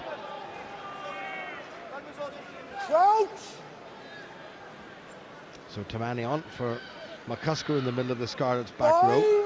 7 minutes of the second half played. The scoreboard hasn't been bothered. Quick strike there by the Scarlets. That was passed from outside. Ollie Barkley with not a bad kick.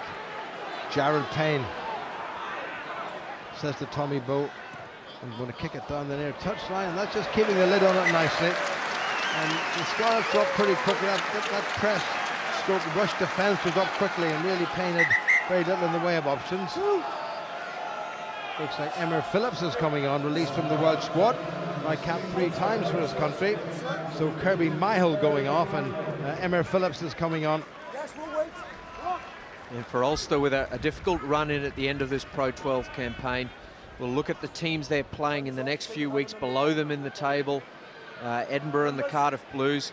They've got 3 tries already. They'll need a 4th one here. They'll need to rack up some points going into that final stretch where points may be harder to come by. Yes, Glasgow away, Leinster at home, and Munster away in the final game. Well taken in by Josh Turnbull, Cardiff bound at the end of the season. Davis, the try scorer. Ooh, that's a nasty, testing, hanging kick.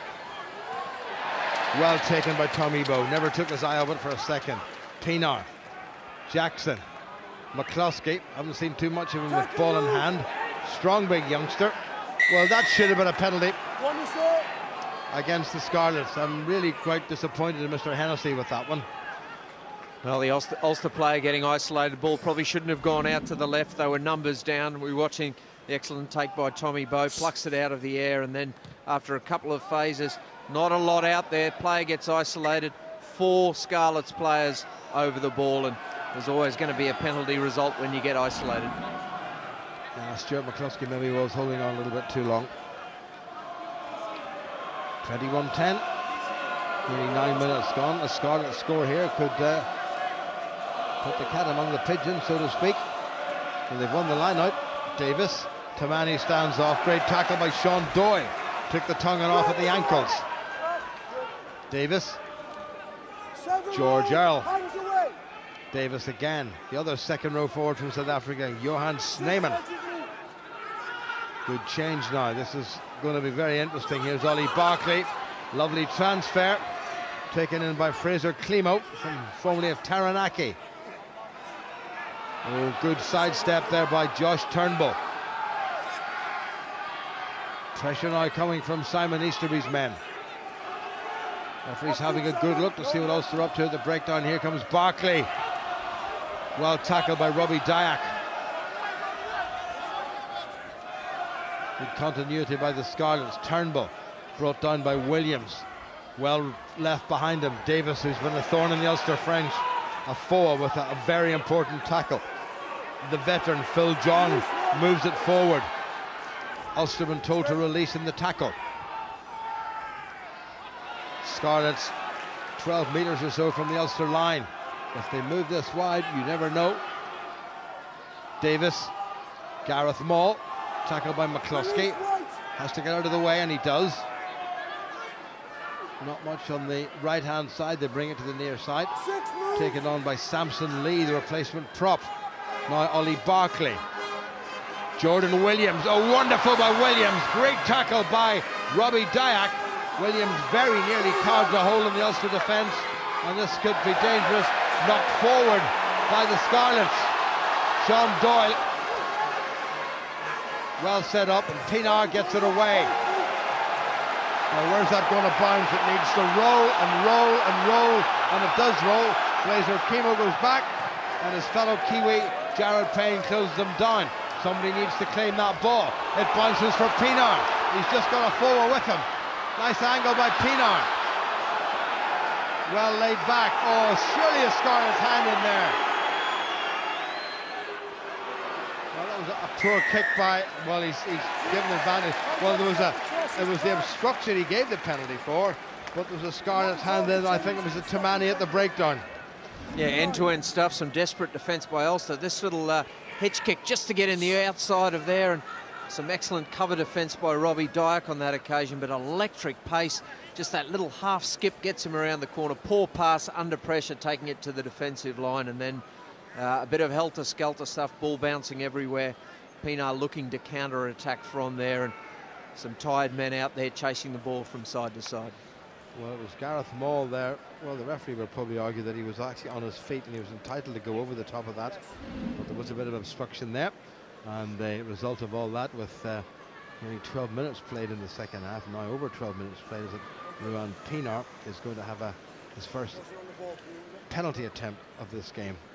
Says a lot for the Scarlets that they haven't conceded. This is the first kickable penalty that they've actually conceded in 52 minutes of rugby.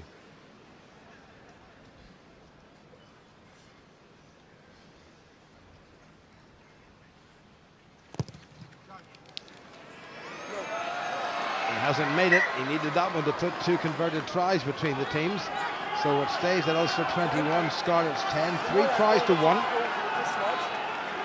Ulster not yet with the game in the bag. Emma Phillips maybe, I don't think, seriously thought about taking the drop out himself. He's left it to his outside half. Alan Thomas, who's been with the Scarlets for, well, joined the Scarlets for the first time 10 years ago. Sean Doyle. Bit of a fumble. He's on his own. That's good work by Doyle. Pushed John Barkley out of the way, and that was excellent work by Doyle. And he's still going. Good support play. Pinar. Narrow side, McCluskey. Jared Payne. Pinar. Phillips was there quickly. Here comes Doyle again. Jackson spills it forward. Referee playing advantage to the Scarlets. Ulster giving away possession, albeit a bit cheaply. That came off the head of Rory Scholes. In fact, smacked him right in the chops. Hope the boy's all right.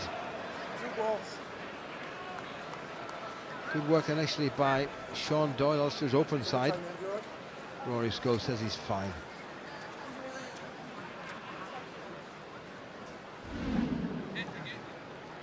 Doyle, not a lot of room in which to move. That was the pass, and Paddy Jackson will not thank him for that. That was man ball and everything. That's what we used to call a Royal Victoria Hospital pass in the old days.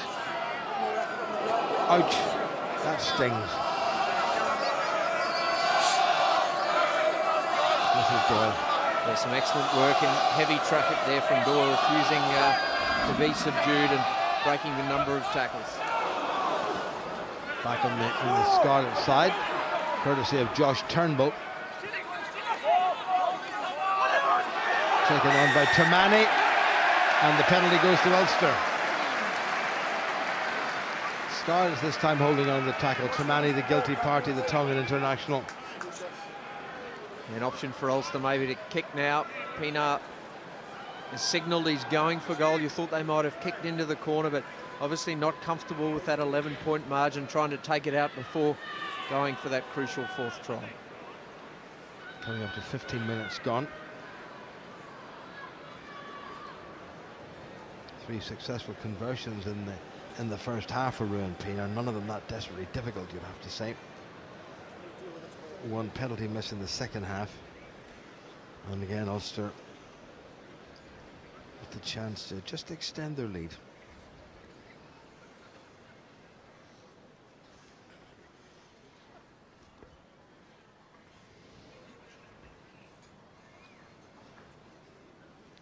Just to take him to 450 league points, incidentally. That looks a bit better. And he's missed that one as well. Well, it looked to be reasonably well online, and then it just deviated. So, 21-10 it was at the start of the second half. 21-10 it remains. Also, I want to keep the Scarlets in this kind of territory, however. Alan Thomas gets it away. Payne. Well, where's he going? He's going straight into John Barclay. Pienaar. McCluskey has a go himself. It's across the 10-metre line. Good work by the 20-year-old. Pienaar. Tom Court. Just went to ground quickly. Now Jackson. Inside to Tommy Bowe. Release 4! Release 4! The ball is there, great. Pienaar. Nick Williams slightly isolated. Release 6! Well tackled. Away, Turnbull told to get away. Jackson. Now Pienaar, how did he get out there? Scholes, little chip and chase by the youngster. And that's well covered by Gareth Davis, who is very, very speedy, as we saw from his try at the end of the first half. Decent bit of enterprise there by Ulster, just keeping the lid on the Scarlets. Nice pass by Jackson. Yeah, created a little bit of space, and then fortunately for Ulster, the ball just got a little bit too far. Had that just stayed inside the try line, would have been an opportunity to either carry the man over, force the 5-metre scrum, or put some pressure for a hasty clearance. Ulster will get receipt of the ball again. Bowe. Jackson in the second attempt. Oh! Well, the Jackson-Bowe combination was terrific in the first half. That was somewhat less than terrific. Yes, you wouldn't describe that one as a telepathic connection between the two, which was so evident in that first 2 tries from the pair. A comedy of errors on that occasion, and frustrating, I'm sure, for both players. I think that is one to delete from the show reel. Well, Mark Anscombe giving some instructions there. I'm not sure whether it's going to be about bringing on replacements, maybe a wee bit on the early side. Ulster, away. Rob Herring in between Tom Court and Rory Best, a position, or Tom Court and John Afoe, I should say, a position that's been occupied by Rory Best. But Herring, as we mentioned, starting a 15th game this season for Ulster. Almost 18 minutes gone, and the Scarlets still in this game. Good Scarlet scrum. Ulster whipped them round, and the referee is going to say, let's go again.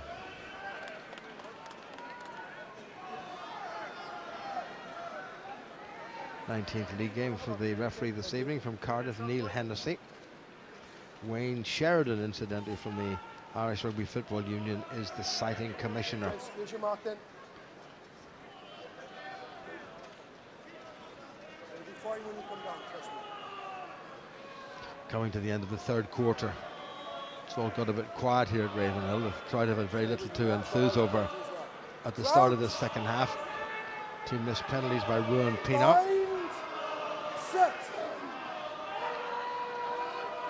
And it goes from Davis. Tremanny at number 8. Good squeeze by Ulster. Davis gets it away. Thomas tried to go through the middle, but was well tackled by Ulster. McCluskey was the man who put in the hit. Emir Phillips, the replacement hooker. accidental offside by the Scarlets. Phillips running into one of his own players, and the referee decided that the Scarlets got an advantage from it. Yeah, a lot of the intensity looks to have gone out of the game at this point. Fairly muted crowd as well, just lots of little individual errors, stoppages, really robbing the game of any flow. And you wonder when Stevie Ferris will be injected into this game. You're looking for someone to change the way the game is going. They certainly don't come any bigger or better in terms of an impact player than Stevie Ferris. Well, it's Craig Gilroy who's getting a round of applause, but I think most of it. Hello, hello, what's going on here? Listen to this, listen to this. Well, the roof is about to come off Ravenhill. Hat at a jaunty angle. He's well and truly warmed up, and he's well and truly welcome. It's been a long, long, long time. 16 months. Penalty against Ulster. Not what they wanted. Ulster front row under a wee bit of pressure now, standing up, and you'd have thought with two props as good as a foe and court, Ulster wouldn't be giving away any penalties. Well, there's the former Ulster skipper of yesteryear, Ireland and British Land Centre, Dr. David Irwin, applying a little bit of the old grease stuff, and Craig Gilroy's coming on. One Stevie Ferris. There's only one Stevie Ferris. Well, you couldn't argue with that.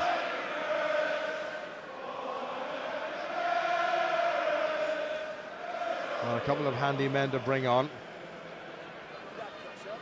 And look at the size of Stevie Ferris, so you'd probably say 2.5 handy men to bring on.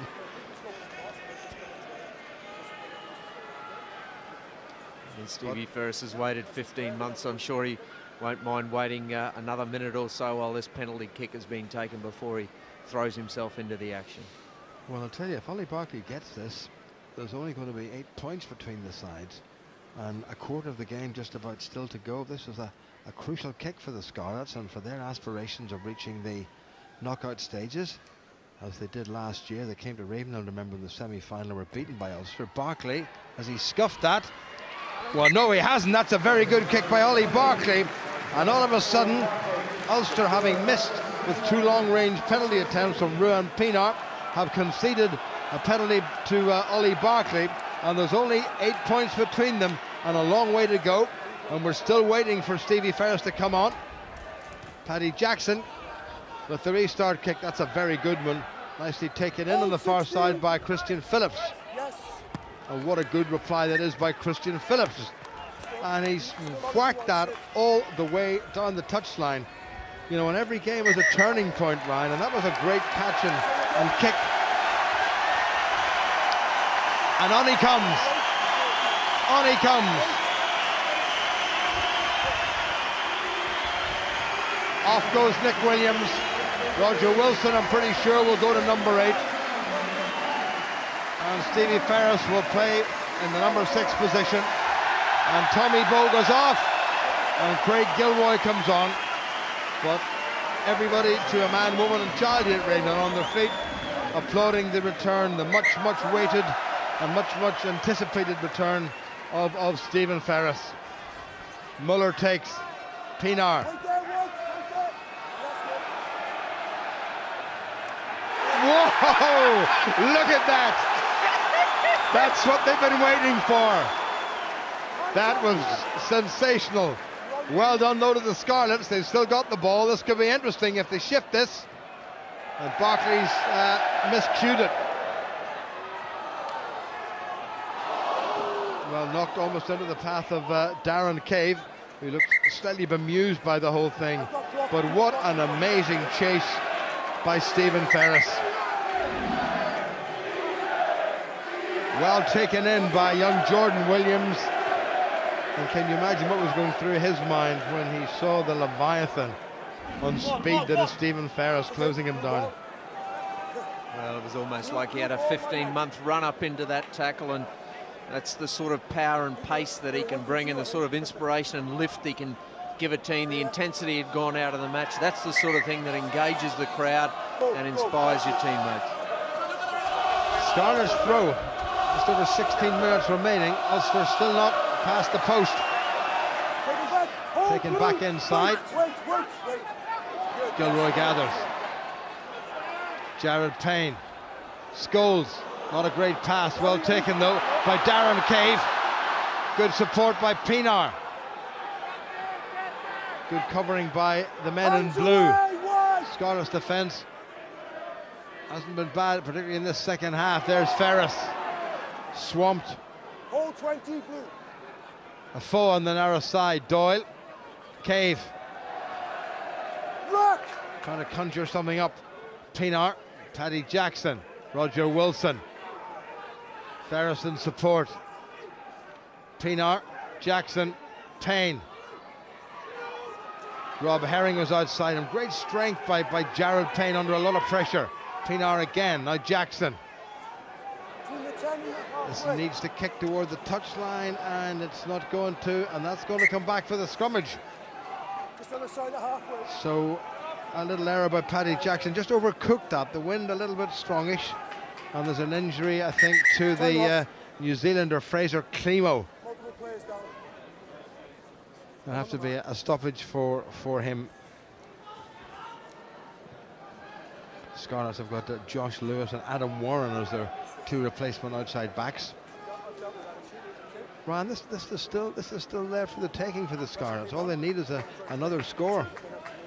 Yeah, they'll certainly feel in it. You felt in the second half Ulster would come out, utilise that wind, establish field position and really choke the Scarlets out of this game. But in true Scarlets fashion, they've stuck with it. Seeing some highlights here from the first half that set up that lead for Ulster, and they'll be desperate to ensure they not only win this match but seek that fourth try to get that all-important bonus points. When it comes down to the tally, this was that telepathic communication between the two of them, which we'll see again in the third try that they scored. Excellent setup work, and then power and pace, and then just drawing the defenders on, and that switch makes it difficult for the defenders to realign, and we haven't seen any of that in this second half. No, it's been a poor second half, and Ricky Lutton, I think, is going to come on for John Afoa. Not just yet. Ricky Lutton, former Oxford University double blue. And Phil John is going off for the Scarlets, and Rob Evans, who's a fairly big unit, is coming on. So 17. Yeah, he's gone far side. Rob Evans is coming on, and John Afoa still there at the moment, but Ricky Lutton will be on, I think, for the next set piece. Captain. Adam Warren has come on as well, wearing number 23 for the unfortunate Fraser Climo.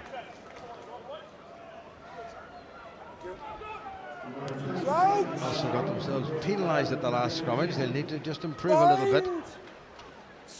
Fresh man on the Scarlets loosehead side.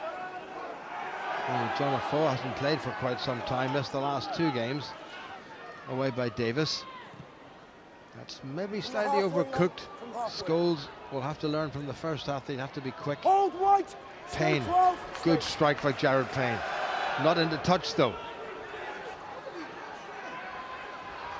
It's good work by Thomas covering back for the Scarlets.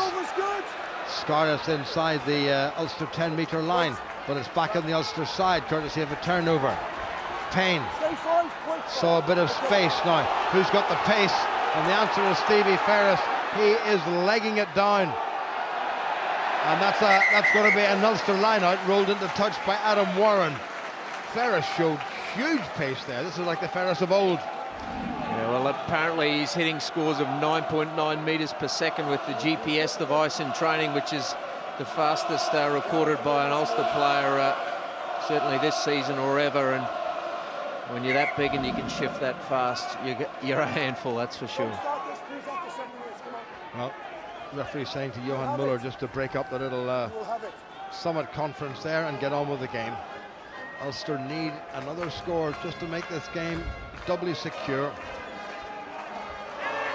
And the Oompa band starts up. Muller, not straight. Not straight. Dear, oh dear, oh dear. Rob Herring, how could you? Scarlets, I think, are going to take the scrum. It's caught on the outside.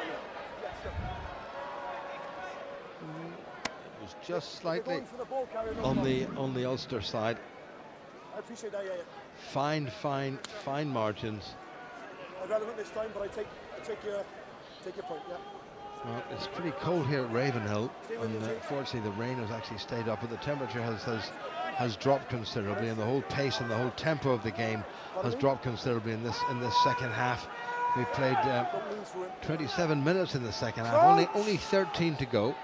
Still no sign of Ricky Lutton coming on the Ulster tight-head side, but that'll be happening soon.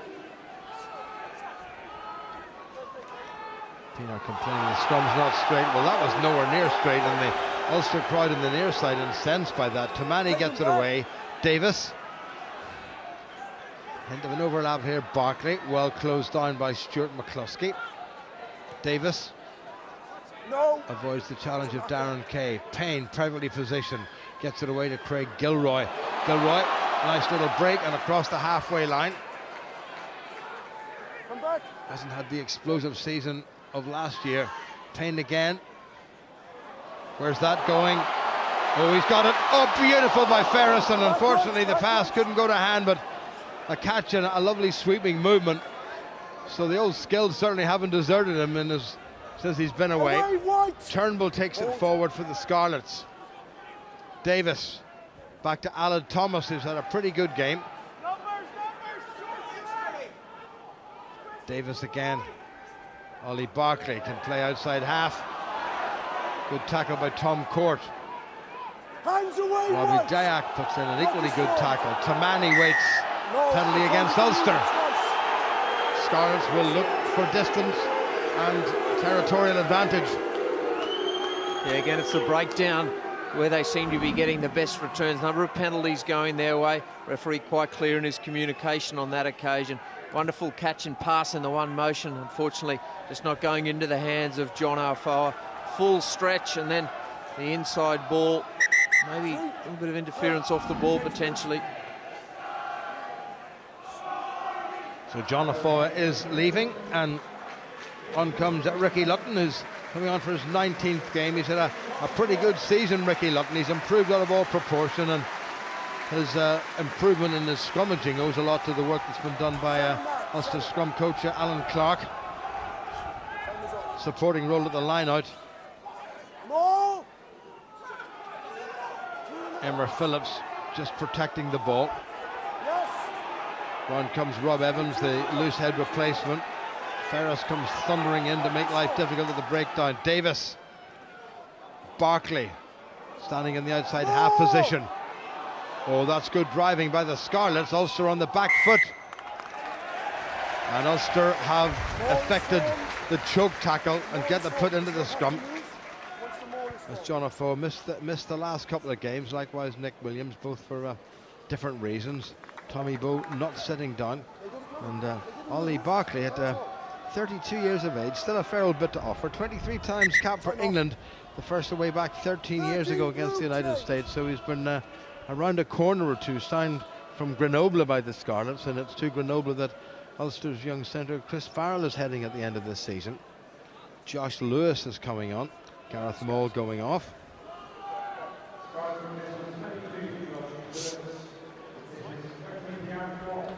Goes Gareth Maul. Okay, step forward. Job pretty well done this evening.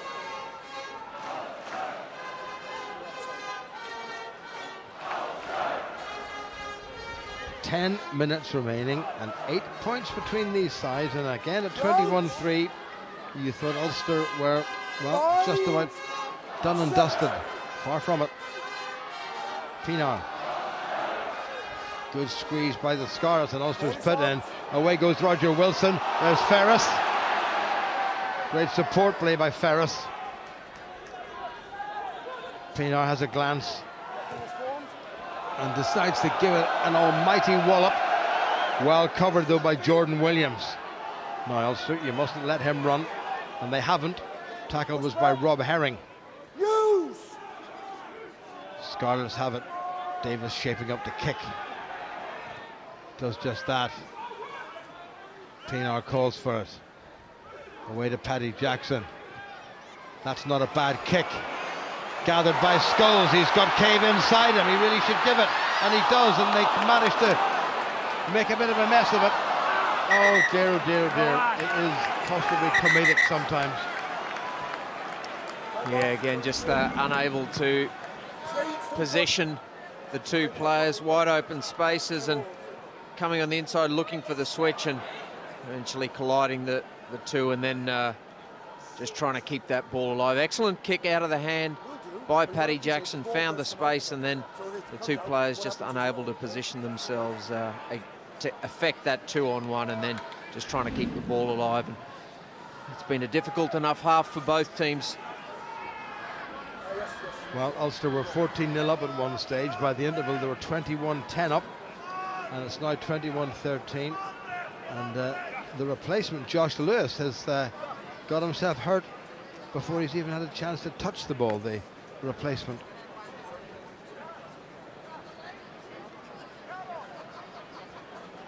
Ulster next weekend are away to Edinburgh, and that's a game you can hear with us on BBC Radio Ulster. The following Saturday, Ulster away to Cardiff at the Arms Park, and that's the game you'll be able to see live with us here on BBC 2NI. And then there's the Heineken Cup game, and there's a man who looks as if he's enjoying himself, and there's a man who's not enjoying himself. Scholes came back inside.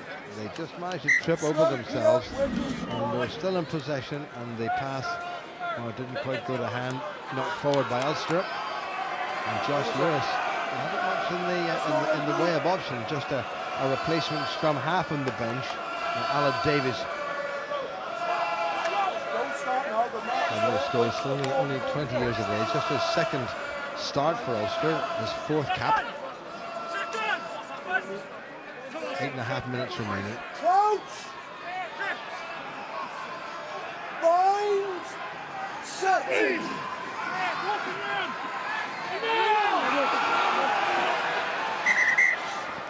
Referee will ask them to do that again.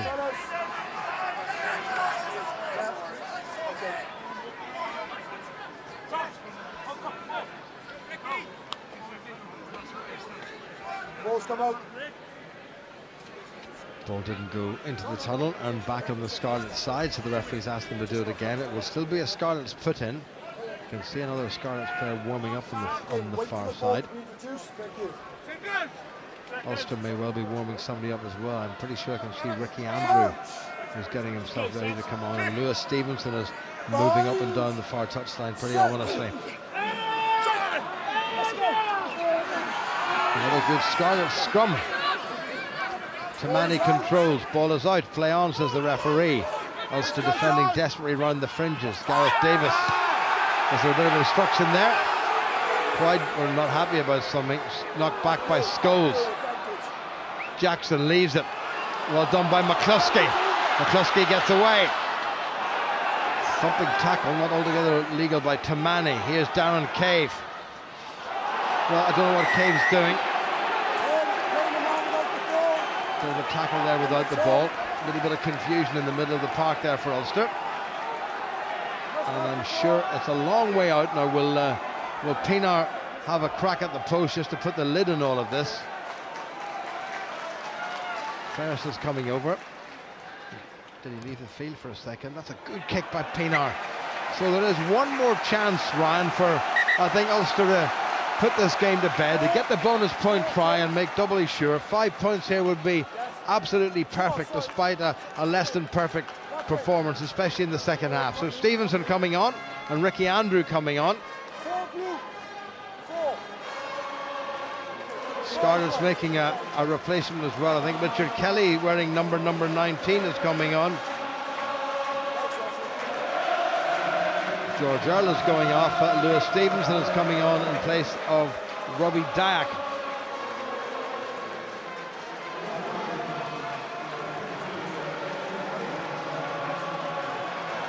And Ricky Andrew is on the wing for Rory Scholes.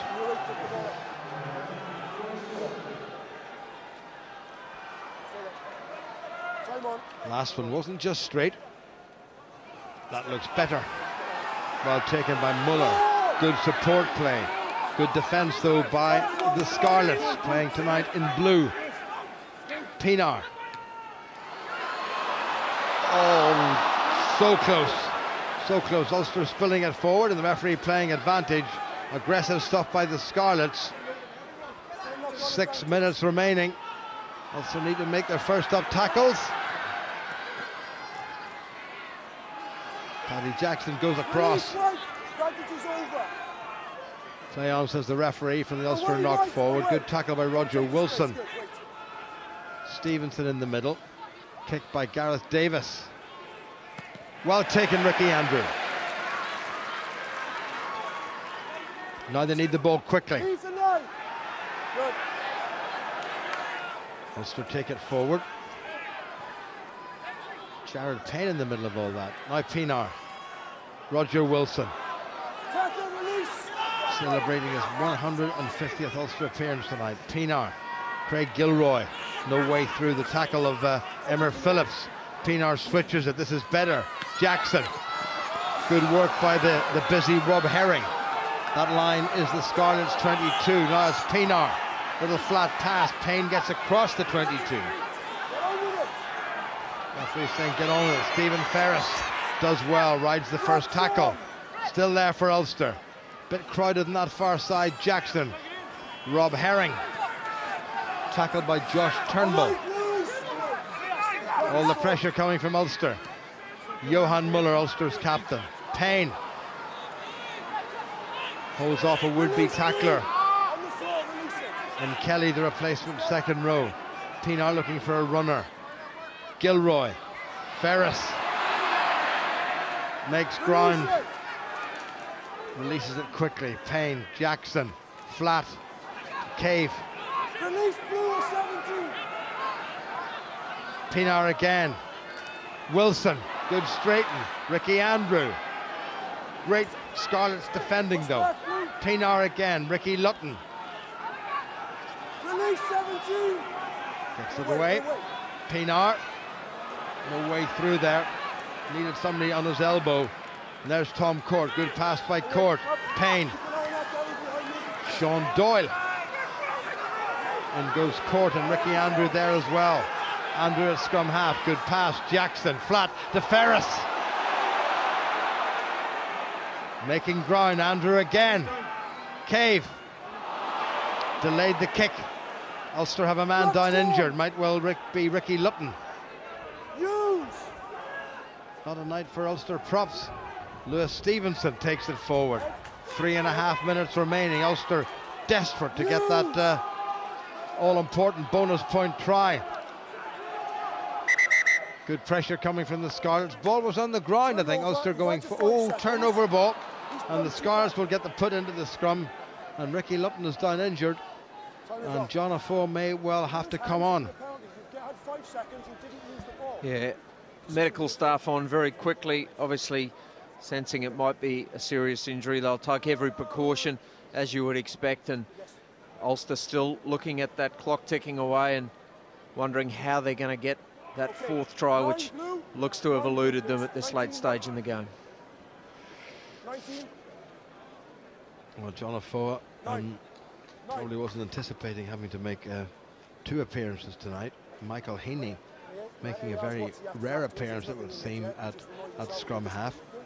Just over 3 minutes remaining. The game, it would seem now, because it's highly unlikely that the Scarlets are going to score a converted try and a wee bit more. Thank you, sir. Bring him on, Oshin.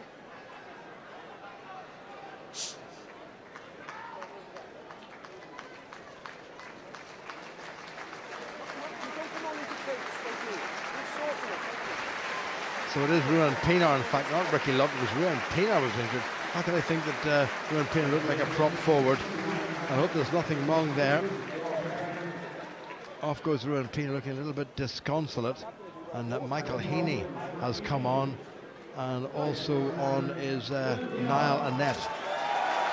So 2 former Methodist College teammates have come on. That doesn't look good.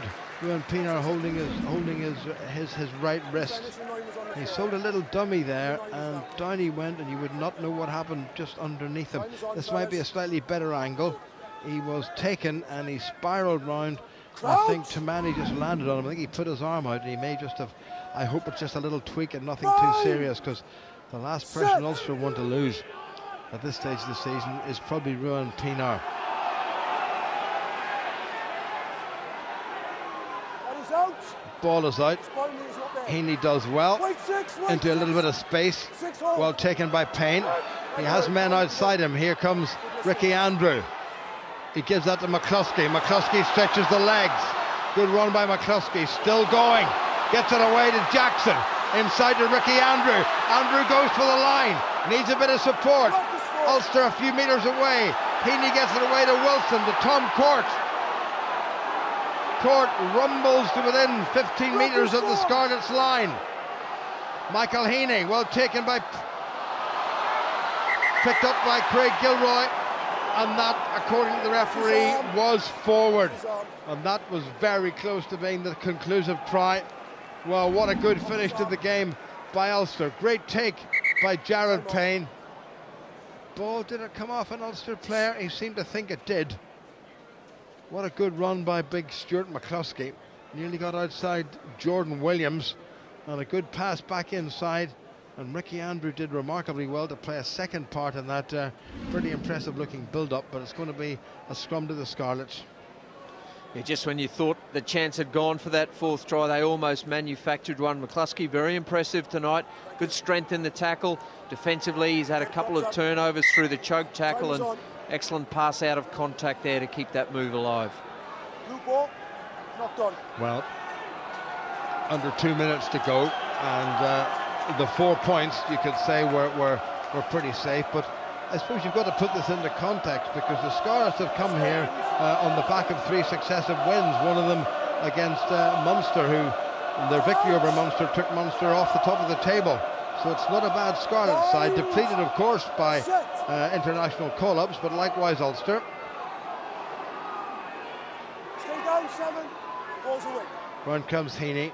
Davis into Ollie Barkley, up to the 10-metre line. Ulster looking for the turnover. Haven't managed to get it. Davis taken on by Josh Turnbull, who's well tackled. Hands out! Oh, exit me, exit me. Davis away. Big wallop by Lewis. Taken now by Craig Gilroy. What can he do? He can run, that's what he can do. And he can sidestep and he can keep going. And he's up to the 22. 30 seconds remaining. Payne. Sean Doyle. Showing great strength, not for the first time this evening. Got to get the Scarlets man out of the way. Heaney. Jackson. Taken on by Ferris. Hands out, Blue. 22 within reach. That's a penalty to Ulster. Now what do they do, Ryan? Do they go for the... Well, Gareth Davis being unnecessarily aggressive there. Lewis Stevenson just pulling the little scrum half away. He had a real go at Michael Heaney there, which wasn't at all necessary. And I think he's going to be censured by the referee. That's 7.5 minutes of great discipline. Do not spoil it now. And going on another 10. The whistle's gone. You must respect the whistle. Thank you. Well, he's marching them back 10 metres because of that bit of indiscipline on the part of Gareth Davis. And you can hear it taken quickly by Heaney. Jackson, taken by Doyle. Just a few metres away, here goes Ferris. Blue bodies in the way. Ulster need a scrum half. They haven't got a scrum half. Offside yet again. Pride, I'm sure, will be thinking penalty try, but no need for that. So what do Ulster do? It'll have to be the tap and go. Last play, gentlemen. Last play of the game, you heard Neil Hennessy say. Tap by Ferris. Sidestep by Ferris. Down he goes. There's a drive for the try, and the referee's going to have to go upstairs. I think Sean Doyle might just have got in. No. Or it's maybe even Tom Court. Hard to see. There's a 7 in there somewhere. Lewis Stevenson is in there. And Tom Court might just have got over. We'll have to wait and see. Bit of nonsense going on. Roger Wilson thinks it's a score. Well, all sorts of shenanigans going on, and the referees really not breaking them up. A lot of nastiness has just broken out there. Well, as they were